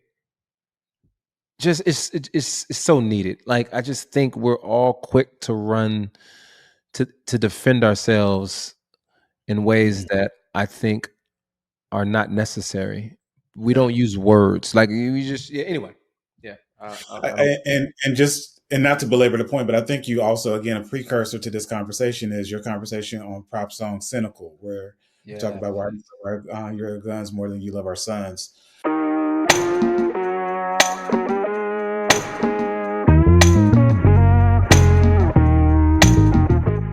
But with that, though, you continue then with 40 and Up, another celebratory anthem about aging and also adjusting to a new place within the culture. And just and effectively saying, like, it's not old. We're not old. We're gold. Seasoned. Yes. We're gold. Yes, absolutely. And so I thought that's a fitting way to kind of talk about even some of these things. Like, you might call us old school now, but there's something golden in the wisdom of the experience that's come to bring us to a place like this. Man, so I had to do a re-up of 30 and up. So I'm no longer in my 30s. So I was like, well, I got to do a 40 and up for the 40 and up club, and in true homage to this particular project, I wanted to keep it in the nostalgic feel, but make an anthem, if you will, that people would play at picnics. My wife and I, we often go to this thing called Old School Saturdays here in Atlanta. And they only play like music from the early 2000s and earlier. Okay. And it's such a beautiful time, like to see all these old heads just having the time of their life. My wife and I are usually the youngest people up in there. Oh, wow. But it's crazy how much fun we have. But I was thinking about, I want to make a song that would make those people in there just have a good time. That has it's a mix between kind of like Candy, kind of like Before I Let Go, but also kind of like Tribe Called Quest, and like I want them to feel like this is a good time, like picnic song. I think you really captured that, and being like true to both like the vision of the song, wanting to re-up 30 and up and not sounding like 30 and up, and just like you said, making music for us at a time where we want to celebrate. And also, thinking about making music for us, I was thinking about midnight music too, and just talking and just how you are in, also just talking about not only love, but talking about love in ways that we don't typically see in these circles. But beyond that, one of the things I really, one of the things that like I found compelling about it was I see so many couples talking about they have to schedule time for each other because if not,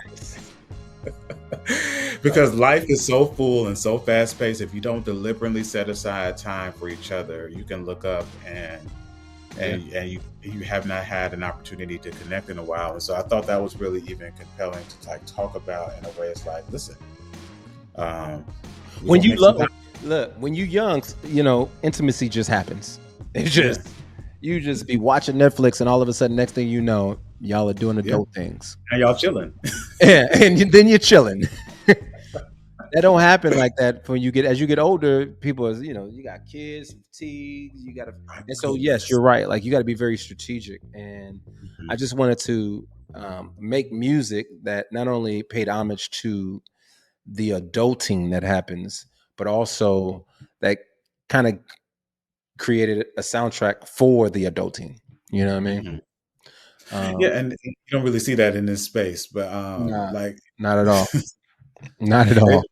We're as a so there's a few things I think a lot of it don't matter what space, black church, white evangelicalism, Protestantism, people just don't talk about sex. We just don't talk about sex and intimacy unless it's like the marriage retreats.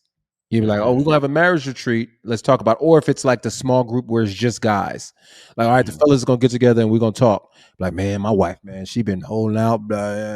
It's like, can we have greater discussions where we're all in the room together and like act like adults? Act like adults, yeah. It's just act like adults and just talk about it. You know what I mean? It's one of the most important things. And people go to war over stuff like this.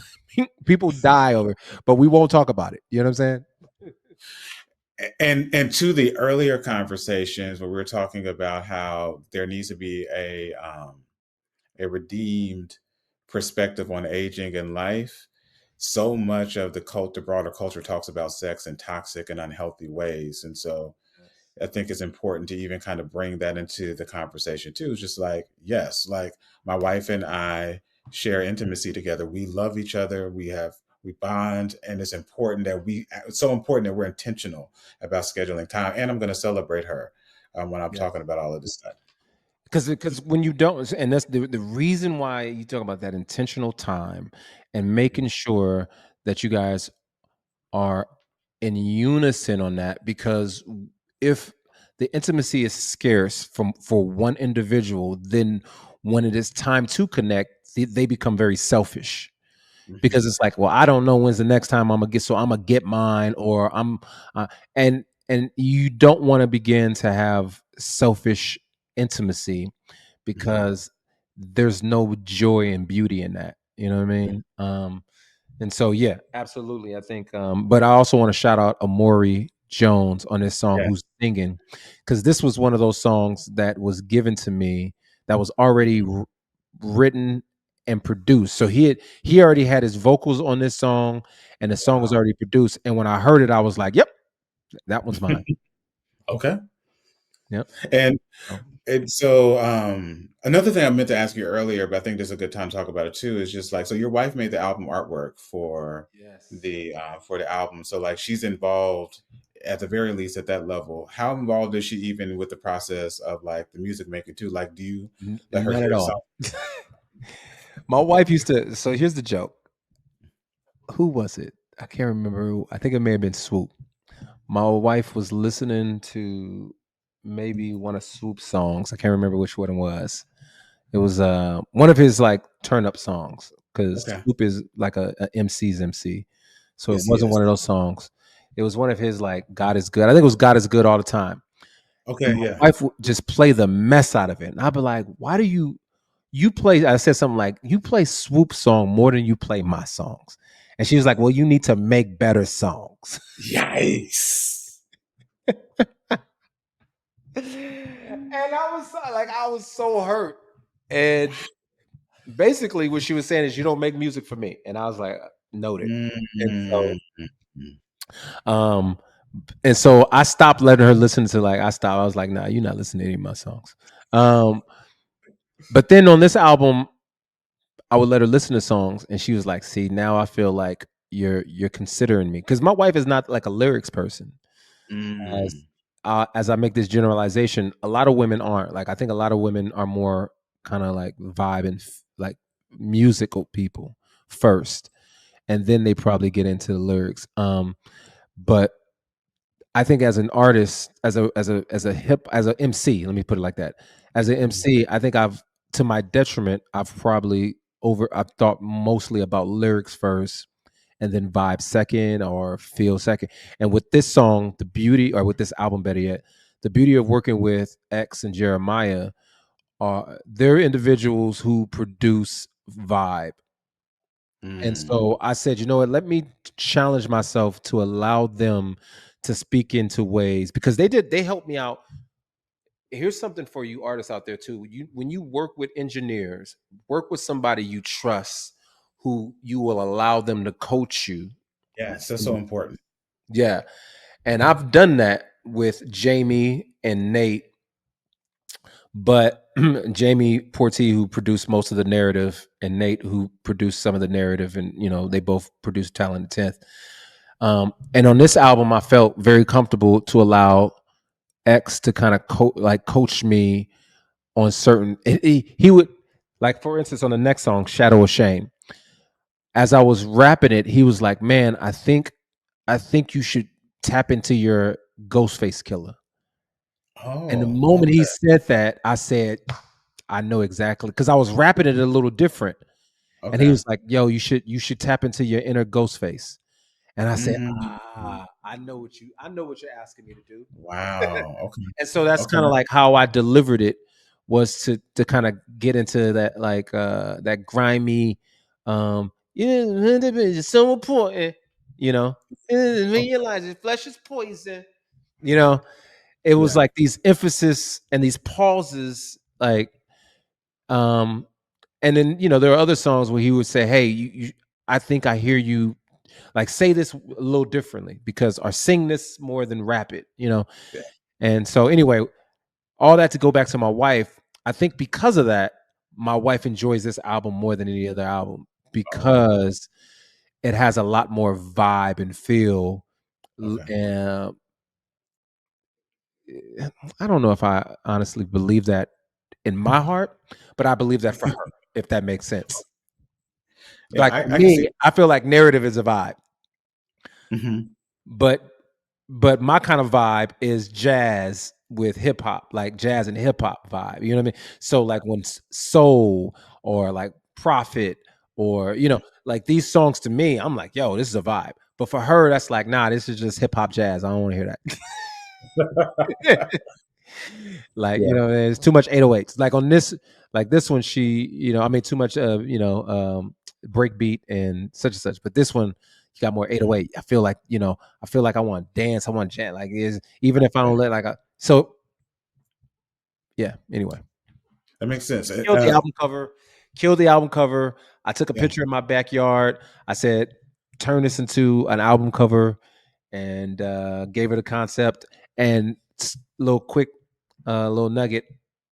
I'm trying my best to deliver a series of short stories around the album that Oh, are okay. going to involve illustrations, and so she's trying to draw some illustrations to go along with each song. So That's incredible. Before we move on from that, so like you said, you took a picture in the backyard. Is this before or after you tried to jump the fence?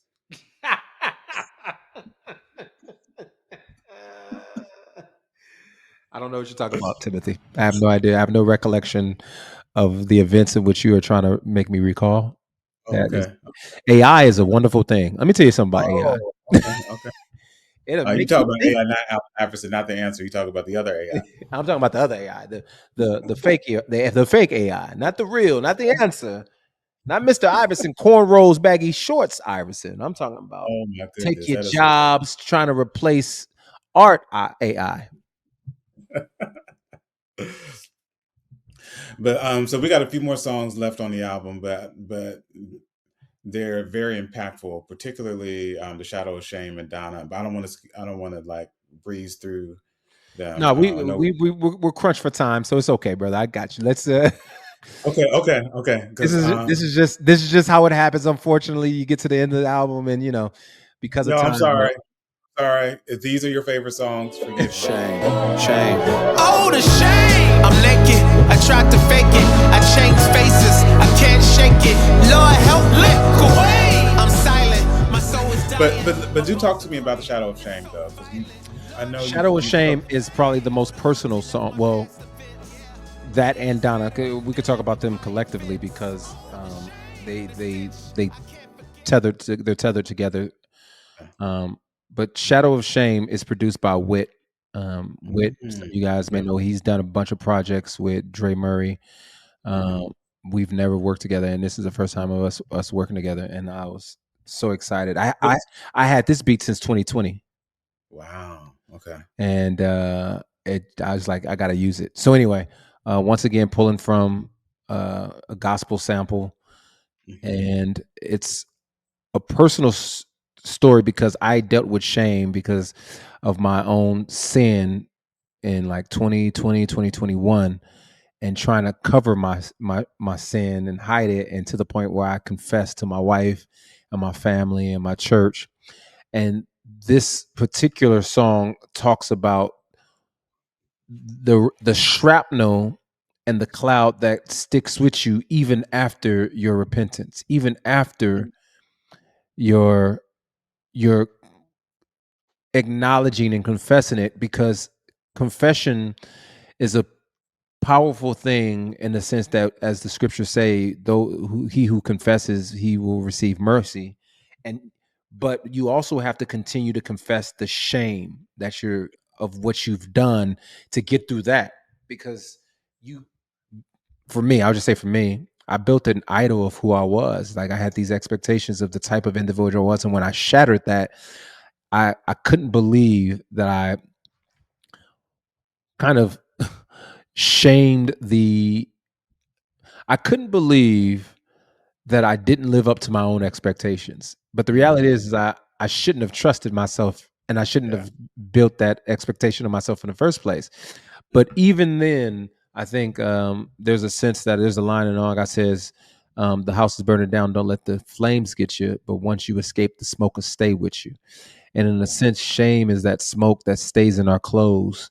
Once we even leave the burning house, you can still smell it on you. And we have to like unpack. We have to take those clothes off and put on a new clothing, a new identity, because the Lord has forgiven me. And that's why at the end of the song, I say, I'm forgiven. And I have to truly believe that I'm forgiven and that I'm a new human being and that I'm not that individual anymore, but to be aware of who that individual is and that he's constantly chasing me down.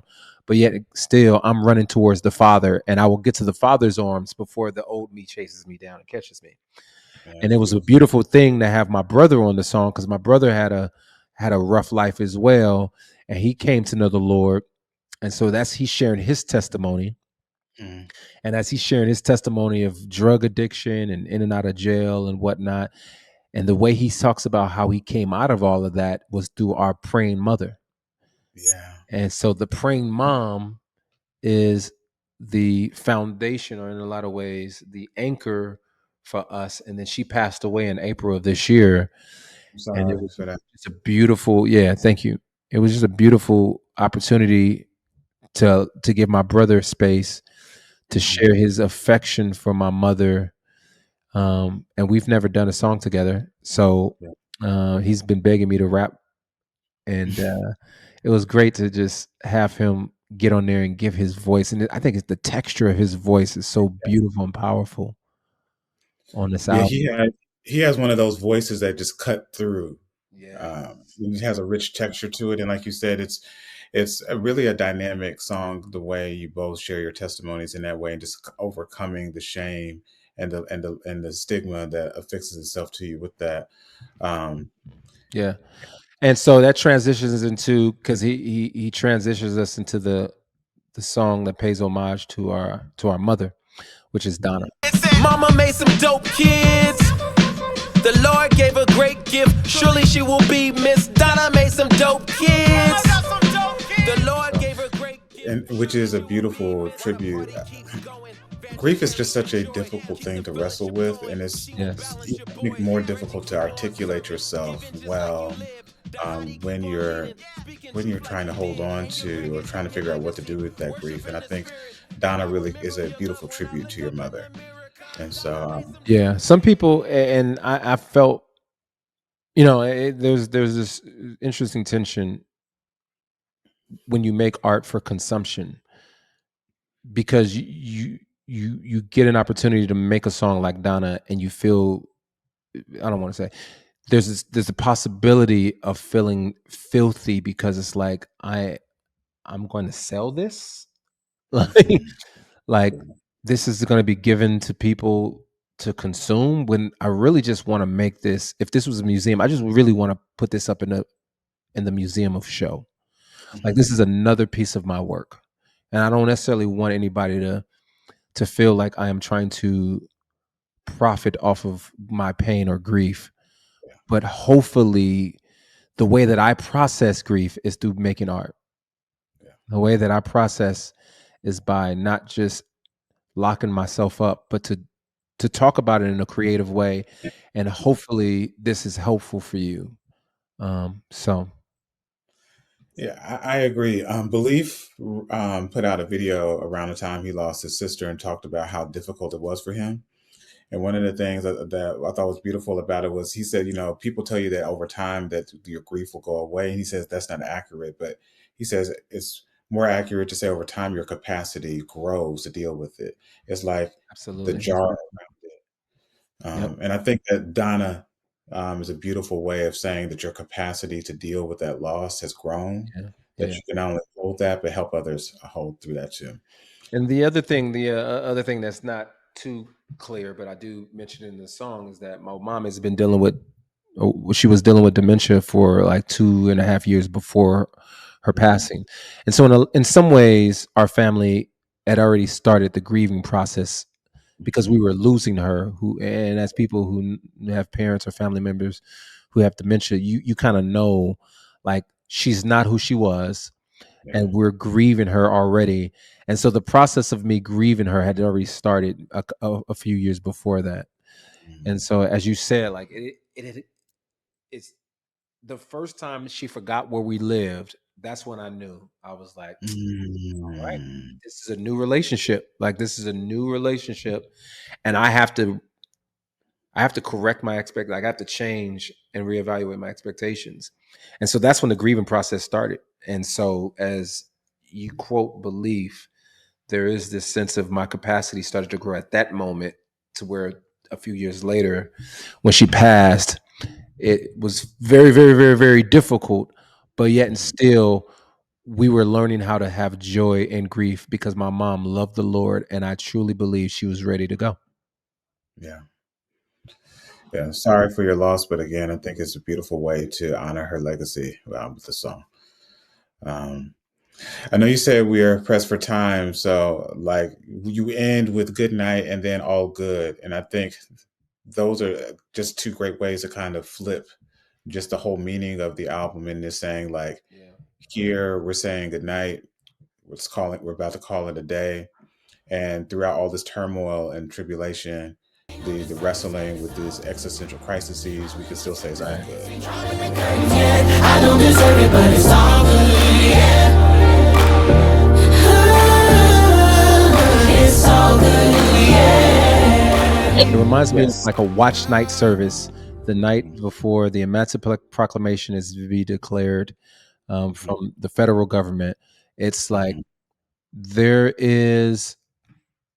we're on the precipice of, we're on the precipice of a societal destruction, but yet and still we're going to stow away and celebrate no matter the outcome.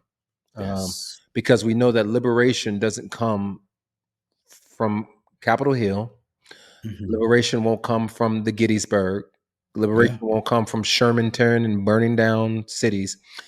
It's going to come ultimately. Now, granted, we want that liberation. I'm not going to sit here and act like yes. I'm gonna sit here. We want that liberation, but there's a greater liberation, as we talked about earlier in the album, that is Yes. bestowed on high, that the world didn't give and the world can't take away.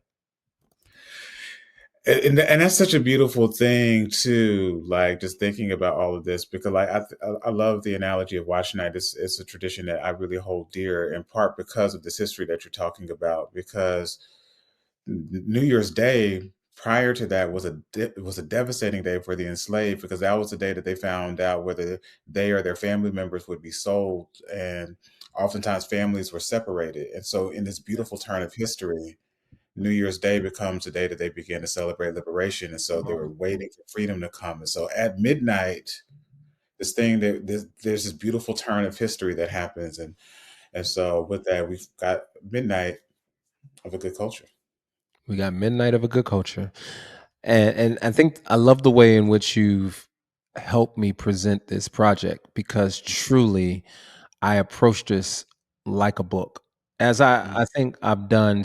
I've tried to do in some ways since Lions and Liars, but I think I intentionally started doing with Talent and Tenth, as I started to label them as chapters, and then narrative with dates, and this with time. And I think you've helped me to articulate the necessity of consuming this album in its totality, and what you get when you do consume it in its totality or in context.